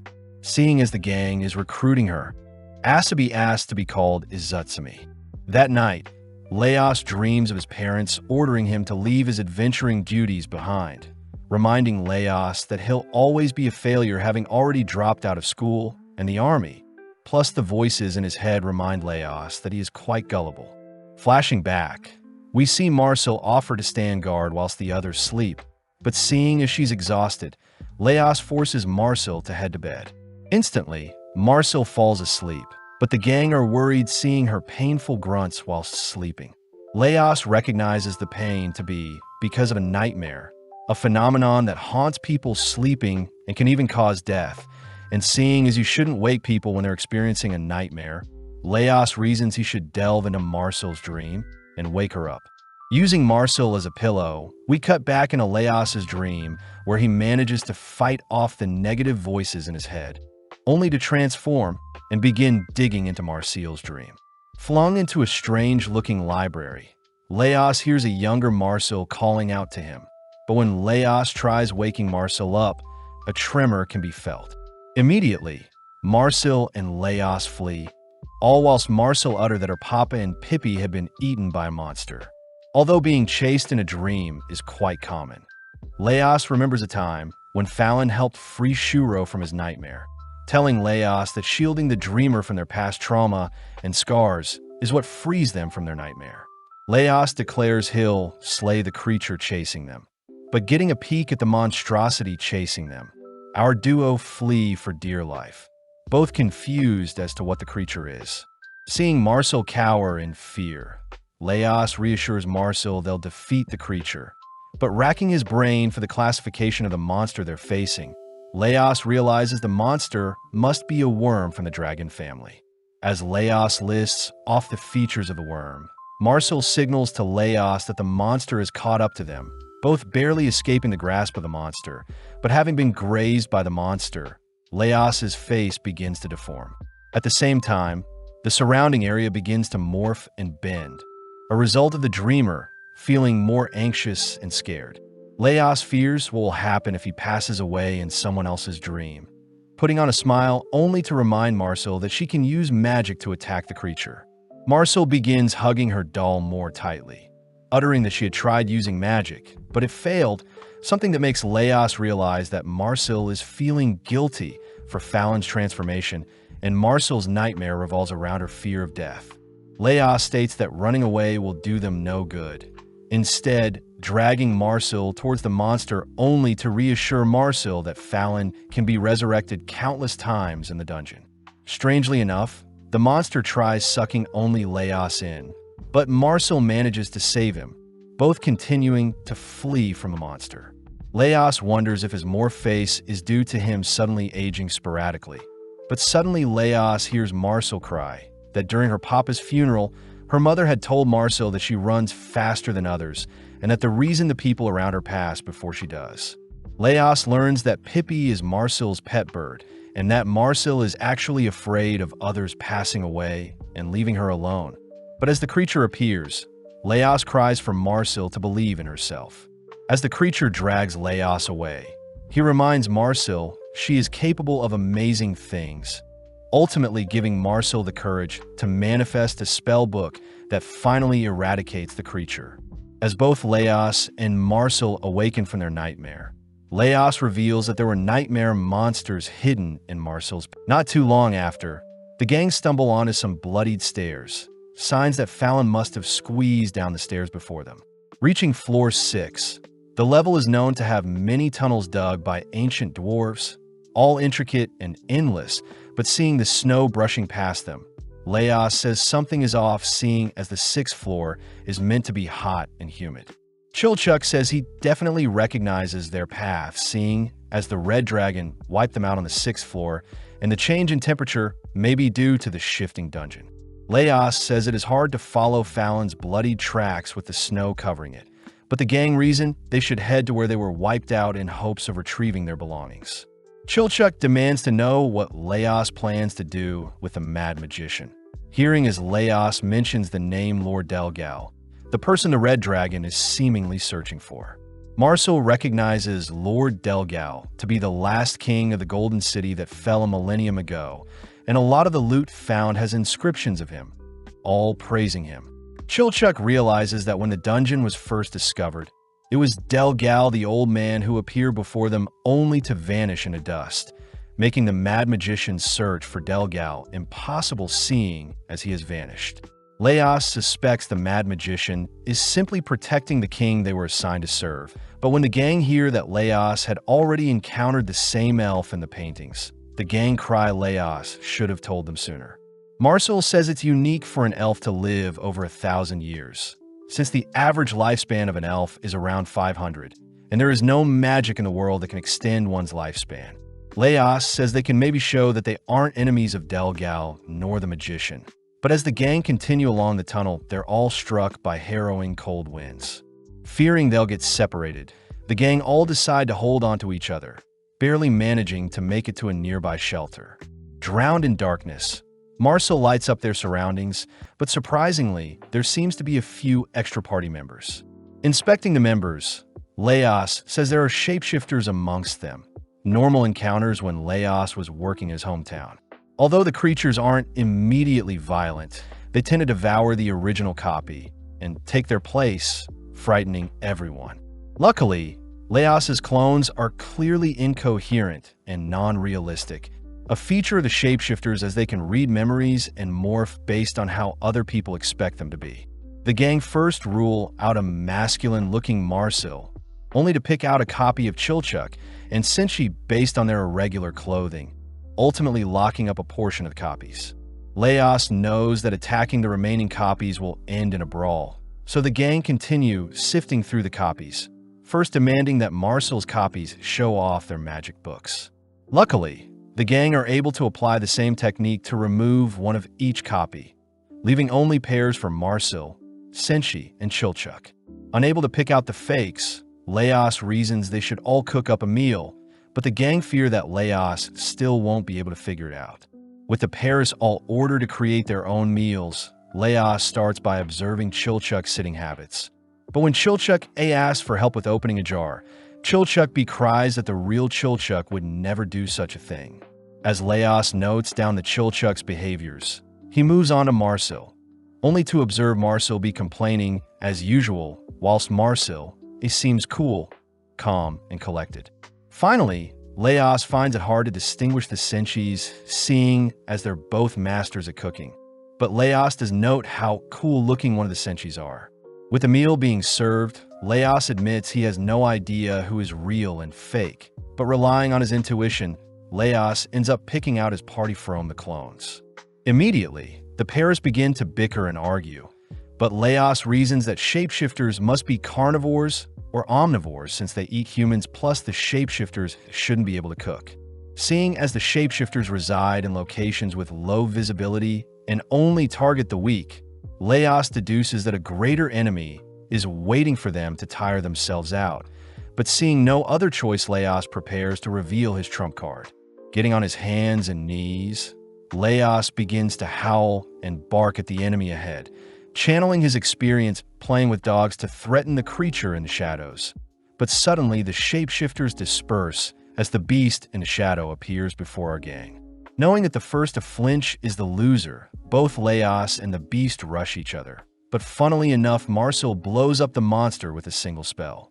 When the gang checks on Leos, they also notice the meals they made have all turned into leaves, forcing the gang to whip up another meal. The gang take the chance to praise Leos from being able to discern them from the shapeshifters, all sharing a meal only for Senshi to realize that their items they had been gifted from Shuro have been stolen.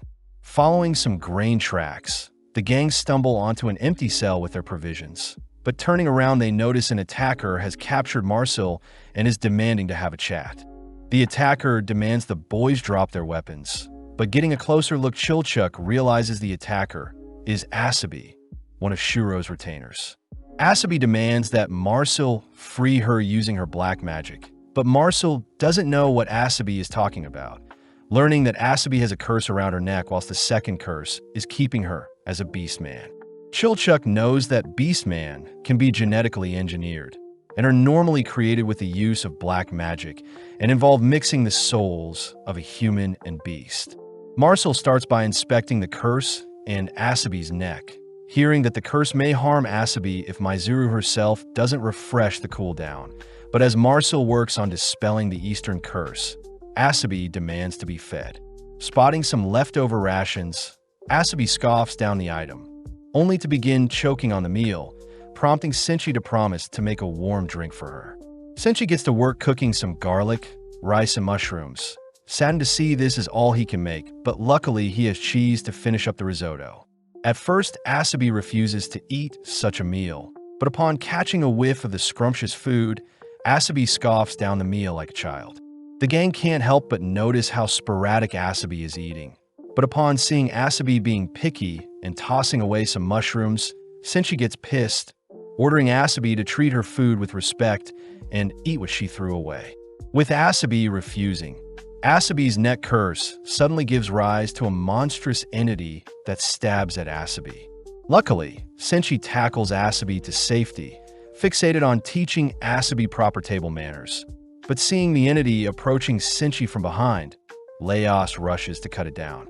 Magically, Leos misses the target, crying out for Senshi to be careful. But inspecting the creature, Senshi identifies the entity to be holding a delicate meat carving knife. As Senshi retrieves his pot, he manages to block the entity's strike, ultimately shattering its delicate blade. Following up, Senshi manages to pin the creature to a wall, allowing Leos to set the creature on fire. Asabi is surprised Leos and his party is so caring for her, choosing to reveal that she's been searching all her life for someone to help break her curses. But Marcel sadly informs Asabi that she has no idea of how she can separate Asabi from the beast soul within her. Marcel likens it to Asabi's body being the shell of an egg, and her human and beast souls are yolks and egg white that have been mixed together, something Marcel has no way of separating. Asabi demands to know why Leos and his party are chasing after Fallon then, hearing that Leos isn't too sure himself as he plans on at least reaching Fallon and stopping her from attacking others. Plus, they can't return to the surface, seeing as they'll be restrained for using black magic. Asabi begins to despair, seeing as her cursed beast body can never be fixed. But the gang does reassure Asabi that once they confront the Lord of the Dungeon, they may be able to fix both Fallon and Asabi altogether. Seeing as the gang is recruiting her, Asabi asks to be called Izutsumi. That night, Leos dreams of his parents ordering him to leave his adventuring duties behind, reminding Leos that he'll always be a failure having already dropped out of school and the army. Plus, the voices in his head remind Leos that he is quite gullible. Flashing back, we see Marcel offer to stand guard whilst the others sleep, but seeing as she's exhausted, Leos forces Marcel to head to bed. Instantly, Marcel falls asleep, but the gang are worried seeing her painful grunts whilst sleeping. Leos recognizes the pain to be because of a nightmare, a phenomenon that haunts people sleeping and can even cause death. And seeing as you shouldn't wake people when they're experiencing a nightmare, Leos reasons he should delve into Marcel's dream and wake her up. Using Marcel as a pillow, we cut back into Leos's dream where he manages to fight off the negative voices in his head, only to transform and begin digging into Marcel's dream. Flung into a strange-looking library, Leos hears a younger Marcel calling out to him. But when Leos tries waking Marcel up, a tremor can be felt. Immediately, Marcel and Leos flee, all whilst Marcel utters that her papa and Pippi had been eaten by a monster. Although being chased in a dream is quite common, Leos remembers a time when Fallon helped free Shuro from his nightmare, telling Leos that shielding the dreamer from their past trauma and scars is what frees them from their nightmare. Leos declares he'll slay the creature chasing them, but getting a peek at the monstrosity chasing them, our duo flee for dear life, both confused as to what the creature is. Seeing Marcel cower in fear, Leos reassures Marcel they'll defeat the creature, but racking his brain for the classification of the monster they're facing, Leos realizes the monster must be a worm from the dragon family. As Leos lists off the features of the worm, Marcel signals to Leos that the monster has caught up to them, both barely escaping the grasp of the monster, but having been grazed by the monster, Leos's face begins to deform. At the same time, the surrounding area begins to morph and bend, a result of the dreamer feeling more anxious and scared. Leos fears what will happen if he passes away in someone else's dream, putting on a smile only to remind Marcel that she can use magic to attack the creature. Marcel begins hugging her doll more tightly, uttering that she had tried using magic, but it failed, something that makes Leos realize that Marcel is feeling guilty for Fallon's transformation, and Marcel's nightmare revolves around her fear of death. Leos states that running away will do them no good, instead dragging Marcel towards the monster only to reassure Marcel that Fallon can be resurrected countless times in the dungeon. Strangely enough, the monster tries sucking only Leos in, but Marcel manages to save him, both continuing to flee from the monster. Leos wonders if his morph face is due to him suddenly aging sporadically, but suddenly Leos hears Marcel cry that during her papa's funeral, her mother had told Marcel that she runs faster than others and that the reason the people around her pass before she does. Leos learns that Pippi is Marcel's pet bird and that Marcel is actually afraid of others passing away and leaving her alone. But as the creature appears, Leos cries for Marcel to believe in herself.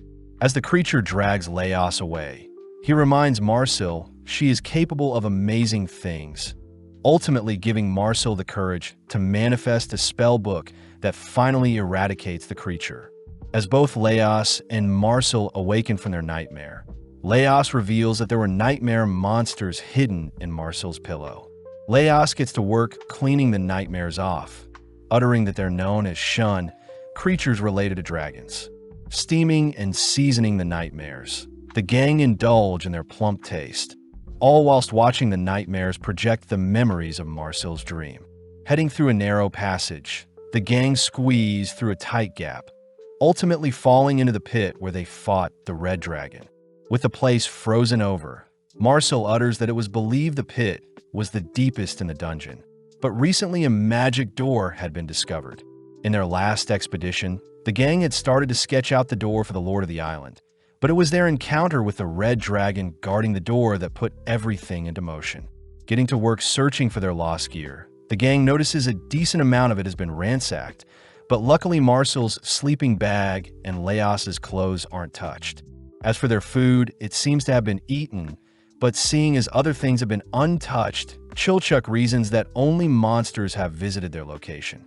Seeing Marcel sneezing, the gang start to set up camp, but off to the side we see Izutsumi pocketing some loot.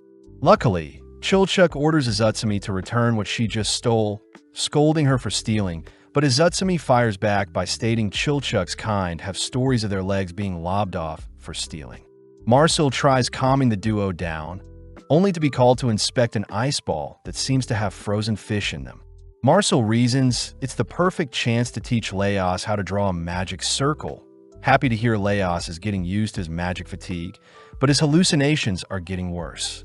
Marcel recognizes the fish to reside from the fourth floors, believing a current must have washed them and froze them in their current location, but Marcel puts Leos to work having him help draw up the magic circle. With the circle complete, Marcel infuses her magic into the circle, creating a massive rupture onto the ice ball, but the ice ball is revealed to be an ice golem in disguise.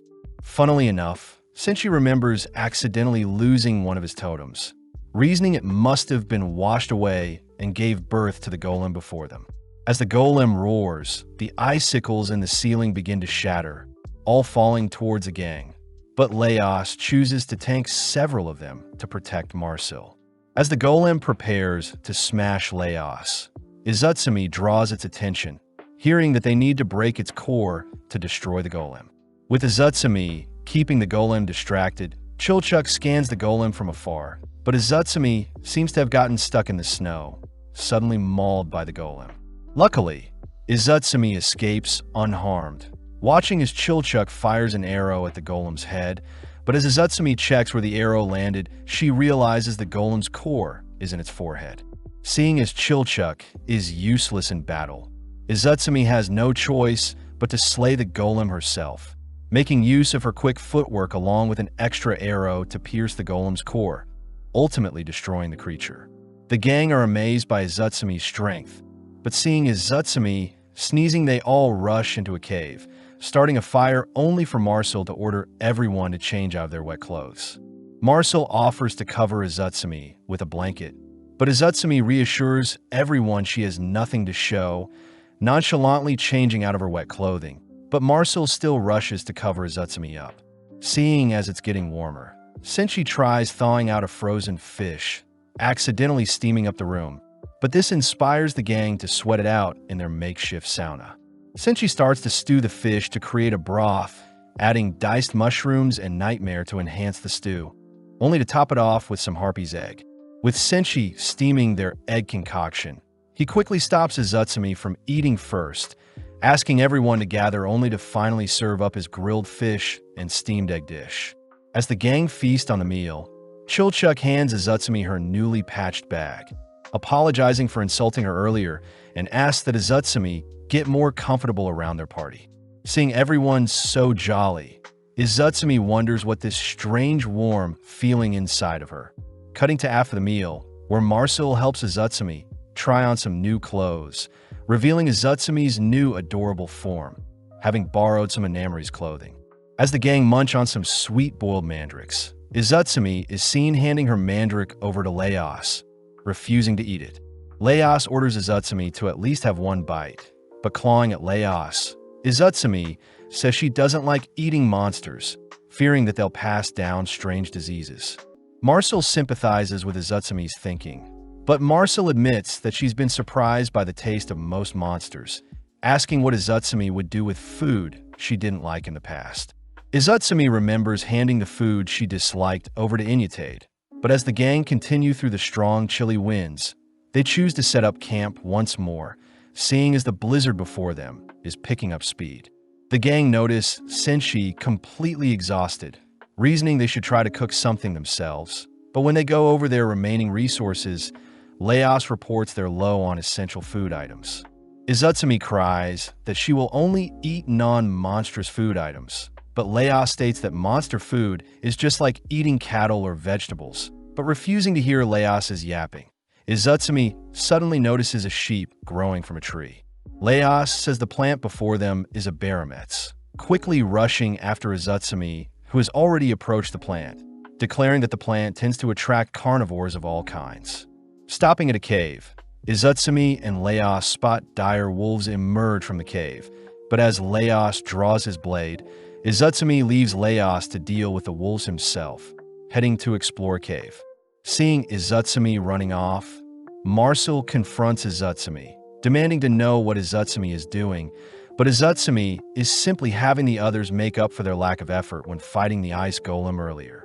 Izutsumi knows she can return to the others by following the smell of fire in the wind, suddenly encountering a fork in their path, only to pick the left path based on her intuition. Marcel tries stopping Izutsumi, but Izutsumi wonders why Marcel still eats monsters when she clearly hates it, something Marcel struggles to explain, especially since the sounds of wolves can be heard behind them. Marcel wonders if she should use an explosion spell or a stun spell to deal with the wolves.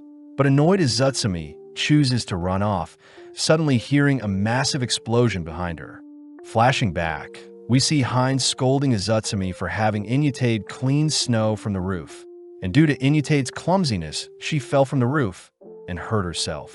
Izutsumi had asked Inutade why she cleaned the roof for her, but unable to remember their full conversation, Izutsumi simply continued along her path, suddenly caught off guard as a wolf had snuck up on her. Having been distracted, Izutsumi desperately fends for her life, but luckily Marcel arrives, casting a stun spell to blind the wolf, only for Izutsumi to finish off the creature with a broken arm. Marcel helps guide Izutsumi back through the cave, uttering that the reason she eats monsters is to ensure that she can ultimately reach her goals. Marcel knows that avoiding monsters entirely will ultimately slow down their progression through the dungeon, and it's ultimately up to them to make compromises to ensure they're ready for more serious issues. As the girls make it out of the cave, they hear that Leos was able to scare off the dire wolves. But first things first, Leos and Marcel help heal Izutsumi's broken arm. Seeing as the wolves made off with the riper barometz, the gang settle for an unripe one, cutting into the fruit only to spot a sheep hiding within it. Since she starts by harvesting the meat from the sheep, choosing to fry up the ribs only to combine the flesh of the fruit to create some barometz chops. Hesitating, Izutsumi eventually tastes the dish, realizing that the ribs taste more like crab meat. Izutsumi suddenly remembers the reason why Inutade had cleaned the roof in place of her, hearing that Inutade wanted to prove her usefulness to those who gave her a place to stay, advising Izutsumi herself to tackle hard things and grow from them instead of avoiding them all the time. The gang can't help but praise Izutsumi for conquering her fear of eating dungeon monsters, all receiving scratches from an annoyed Izutsumi as she calls out Marcel for not eating her meal. Following Kabru and Shuro's parties, they're all relieved to have made it back to the surface, prompting Shuro to ask Kabru to accompany and validate his story when he reports their findings to the lord of the island. Shuro says he won't mention Leos's party specifically, but suddenly Kabru rushes to check their nearby window, spotting a ship of Western elves known as the Canaries. Apparently, the Canaries show up when the dungeon level reaches a certain danger level, and elves are tasked with controlling the danger. But this stresses Kabru out, seeing as humans are like children when comparing the lifespans of elves and dwarves. As Shuro and Kabru head to speak with the lord of the land, they bump into Namari, Kiki, and Kaka, sad to report that the lord of the island is currently busy.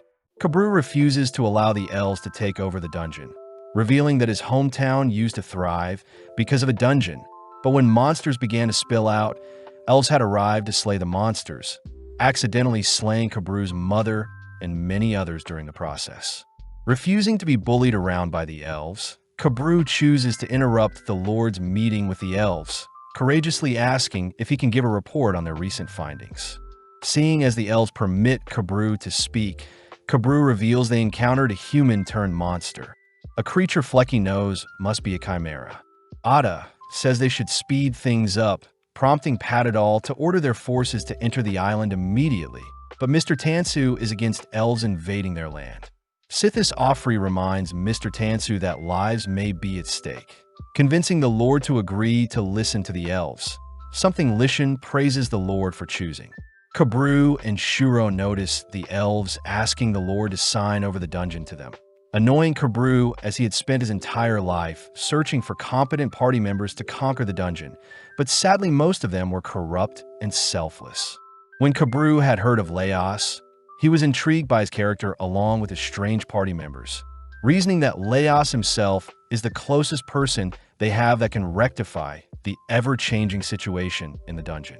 Refusing to allow a repeat of elves slaying innocent lives, Kabru stops the Lord from signing over the dungeon, only to reveal he was the sole survivor of a dungeon expansion 15 years ago. The elves recognize Kabru to be the kid who originally lived in Ataya, and it was their vice commander that took Kabru in and nurtured Kabru for a few years. Kabru admits that due to his race, he was unable to capitalize on the kindness he was bestowed, putting on an act to get the elves' attention. But Mithrin speaks up, asking Kabru to get to the point. Kabru says that although the dungeon in Ataya was destroyed, the aftermath caused many undeads to slay many innocent lives along with elven soldiers, something Kabru fears is bound to happen if the elves attempt to destroy the dungeon. Kabru instead suggests they seal the dungeon, asking to be put in charge of evacuating the current adventures in the dungeon. But as the elves discuss such an idea, Mithrin agrees to put Kabru in charge, but they will be keeping a close eye on Kabru in case he has ulterior motives. Back with Laos and the gang, we see Senshi experimenting with different poaching methods for an egg, only to whip up some sauce using the egg yolk and oil, serving up some eggs Benedict for the gang. But as they scoff down the creamy eggs, Izutsumi is seen acting strange, having thought she had detected a presence nearby. Laos cries it may be that his hallucinations are real after all, revealing that at first the voices in his head were vague, but after it manifested more clearly, Laos had been trying to ignore it. Finally speaking with the voices, Laos says the ghost before them was the one that saved them from the magician's trap, but suddenly the ghost offers to show Laos something cool. With Laos accepting, the gang are suddenly pulled into a different realm by some ghostly hands, all waking up to see a magnificent palace before them. Running into a carriage driver, Laos tries explaining they came from a dungeon, but immediately the carriage driver gives them a ride into town, all noting how monsters in town are quite tamed. The carriage driver says outsiders should be careful, revealing that they'll be heading to the Golden Castle and that the ghost that brought them here is the castle's residence. But Laos hears they'll be meeting the castle's residents in a bit and that they were chosen. Stopping for a bit, the driver speaks with a villager, asking the gang to wait until their master arrives, but it seems the gang's arrival has drawn in a crowd. Laos chooses to inspect the monsters within the village, amazed to hear that the town milk minotaurs for cow's milk, something that amazes Laos. Senshi is more fixated on the town's agriculture, impressed to hear the village is replicating the ecosystem above ground. But as we cut to Marcel, we see her taking care of Izutsumi. Seeing the village girls offer to dress her up, Marcel accepts, only to be placed in some funky clothing. Chilchuk himself is seen trying out the town's booze, frightened to hear that the youthful-looking person before him had been brewing alcohol for 600 years. As the boys unite to explain their findings of the amazing features of the town, they suddenly notice Marcel and Izutsumi all dressed up, something that embarrasses Marcel. Laos wonders why Izutsumi is acting so childish. Something Marcel suspects is due to the barrier around the town that suppresses aggression in monsters and indirectly Izutsumi's half-monster self. Marcel is annoyed she can't decipher the barrier's spell, admitting she would have loved to stay in the town forever, but just then the gang are called to meet the town's master. Introducing himself as Yad Malini, the grandson of Lord Delgal, but before Yad explains the reason the gang were summoned, he serves up a feast for the gang. The gang hear that the town don't normally eat monsters, nor do they eat at all, revealing that the mad magician had placed the curse of immortality on them, and therefore they no longer feel hunger.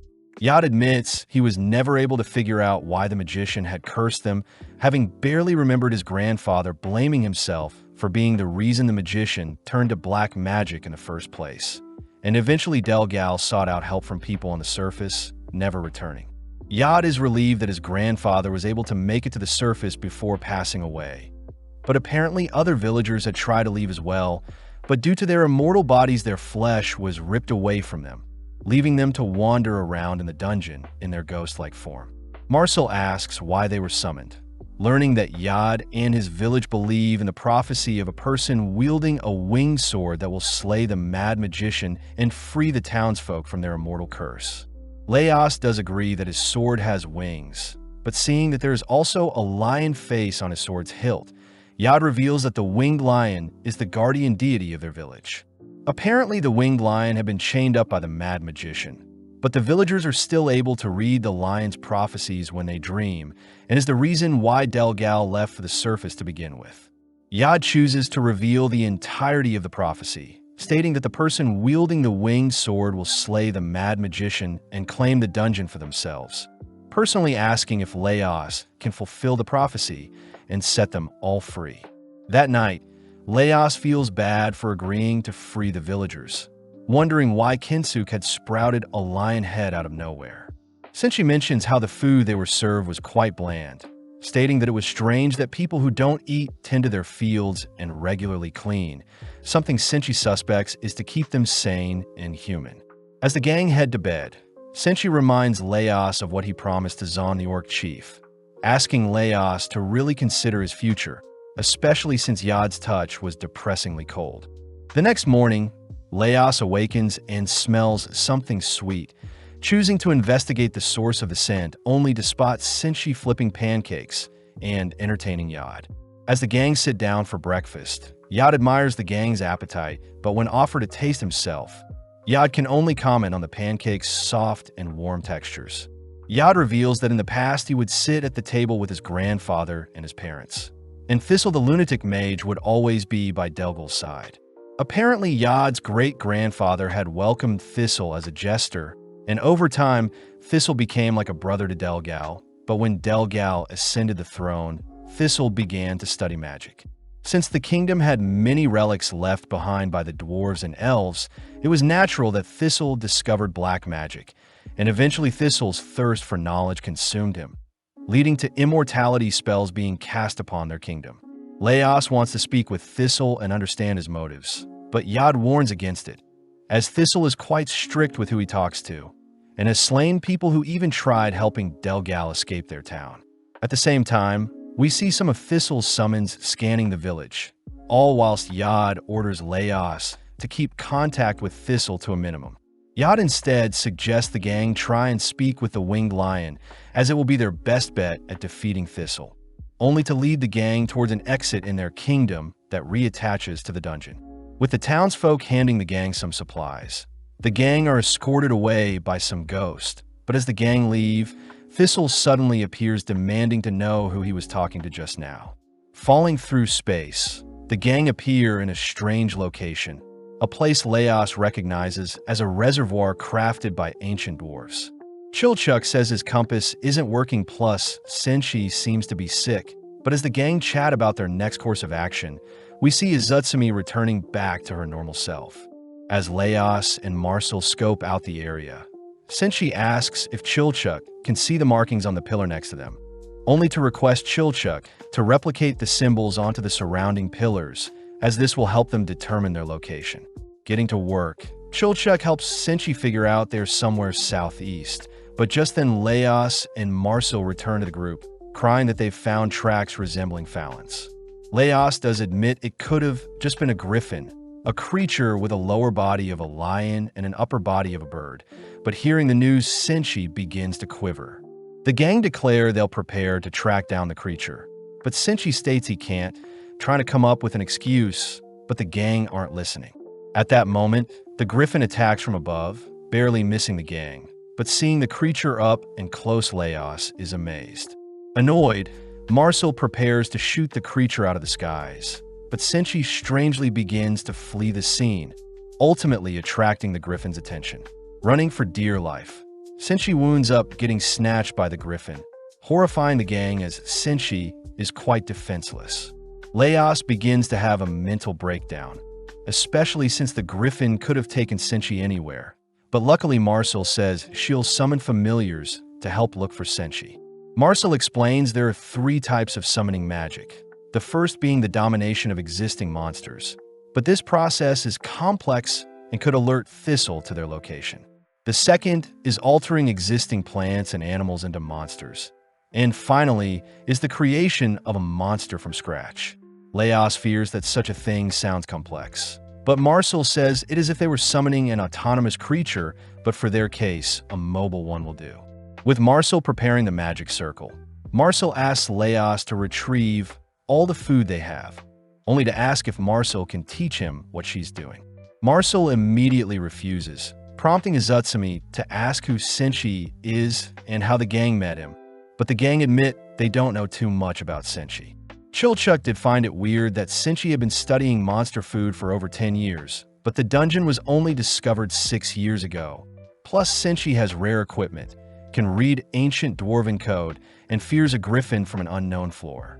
Chilchuk fears Senshi is hiding something sinister, but Laos calms Chilchuk down, stating that they'll all clear things up once Senshi is rescued. As Marcel wraps up her preparations, she begins to channel her magic into the magic circle, finishing up the spell only to unveil her summons. Surprisingly, 3 adorable-looking creatures have been summoned, something that disappoints Laos. When Marcel asks one of her summons to fly around, she suddenly realizes her summon's vision is being projected into her mind, quickly having her eyes covered only to appreciate Thistle, who is capable of controlling multiple summons at once. Seeing as Marcel will be using her summon's vision to scan the area, Laos says he'll carry Marcel's body around. But not too long later, Marcel uncovers Senshi pinned high up on a pillar.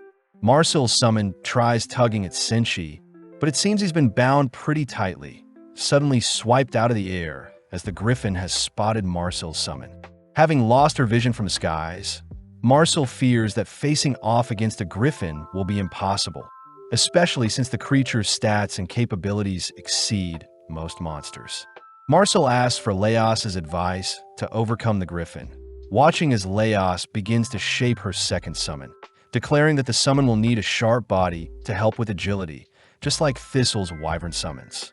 Upon releasing her new summon, Marcel states she feels an immediate difference, asking everyone to prepare to rescue Senshi as she'll try to keep the griffin distracted. Marcel firsthand delivers a rope to Senshi, only to barely dodge the grasp of the griffin's claws, slowly drawing it away from Senshi. When Marcel tries to outsmart it, the griffin manages to read the summon's movements, instantly kicking it out of the skies. Marcel wonders what they can do to outsmart the griffin, all watching as Laos gets to work reshaping their third summon. But Marcel stops Laos, instead putting her own twist on the summon's design. Fixated on solely rescuing Senshi, Marcel comes up with the sky fish, sending it blitzing through the air, all while Senshi tries climbing the rope to escape. Having drawn the griffin's attention once more, Marcel realizes her summon can't change directions. But as Marcel speeds up even further, she manages to puncture a hole in one of the griffin's wings. As the creature falls from the skies, Laos rushes to capitalize on its opening, plunging his sword deep into Griffin and managing to slay it. With Senshi safe, Marcel thanks her sky fish for all it's done, only to be horrified to see Laos dissect her summon for their upcoming meal. Off to the side, Senshi is seen quite depressed, but as Chilchuk goes to check on Senshi, we see Laos nonchalantly preparing the sky fish. Laos first chops the sky fish into sections only to remove their wings, battering both the fish and its wings to create a fried meal for everybody. With the gang digging in, Laos asks Senshi to have some as well, but Laos notices Senshi eyeing the griffin's corpse, asking what's on his mind. Seeing Senshi acting strange, Chilchuk chooses to reveal more about his life, telling Senshi about how he grew up northeast from their town and how he has spent around 10 years exploring dungeons, picking locks, and appraising them. Chilchuk does also mention how he has a wife and daughters, but apparently doesn't see them often. Having told Senshi about himself, Chilchuk asks to know more about Senshi, all listening in as Senshi says his full name is Senshi of Isganda, and he originally belonged to a small mining crew that sought relics from before the war.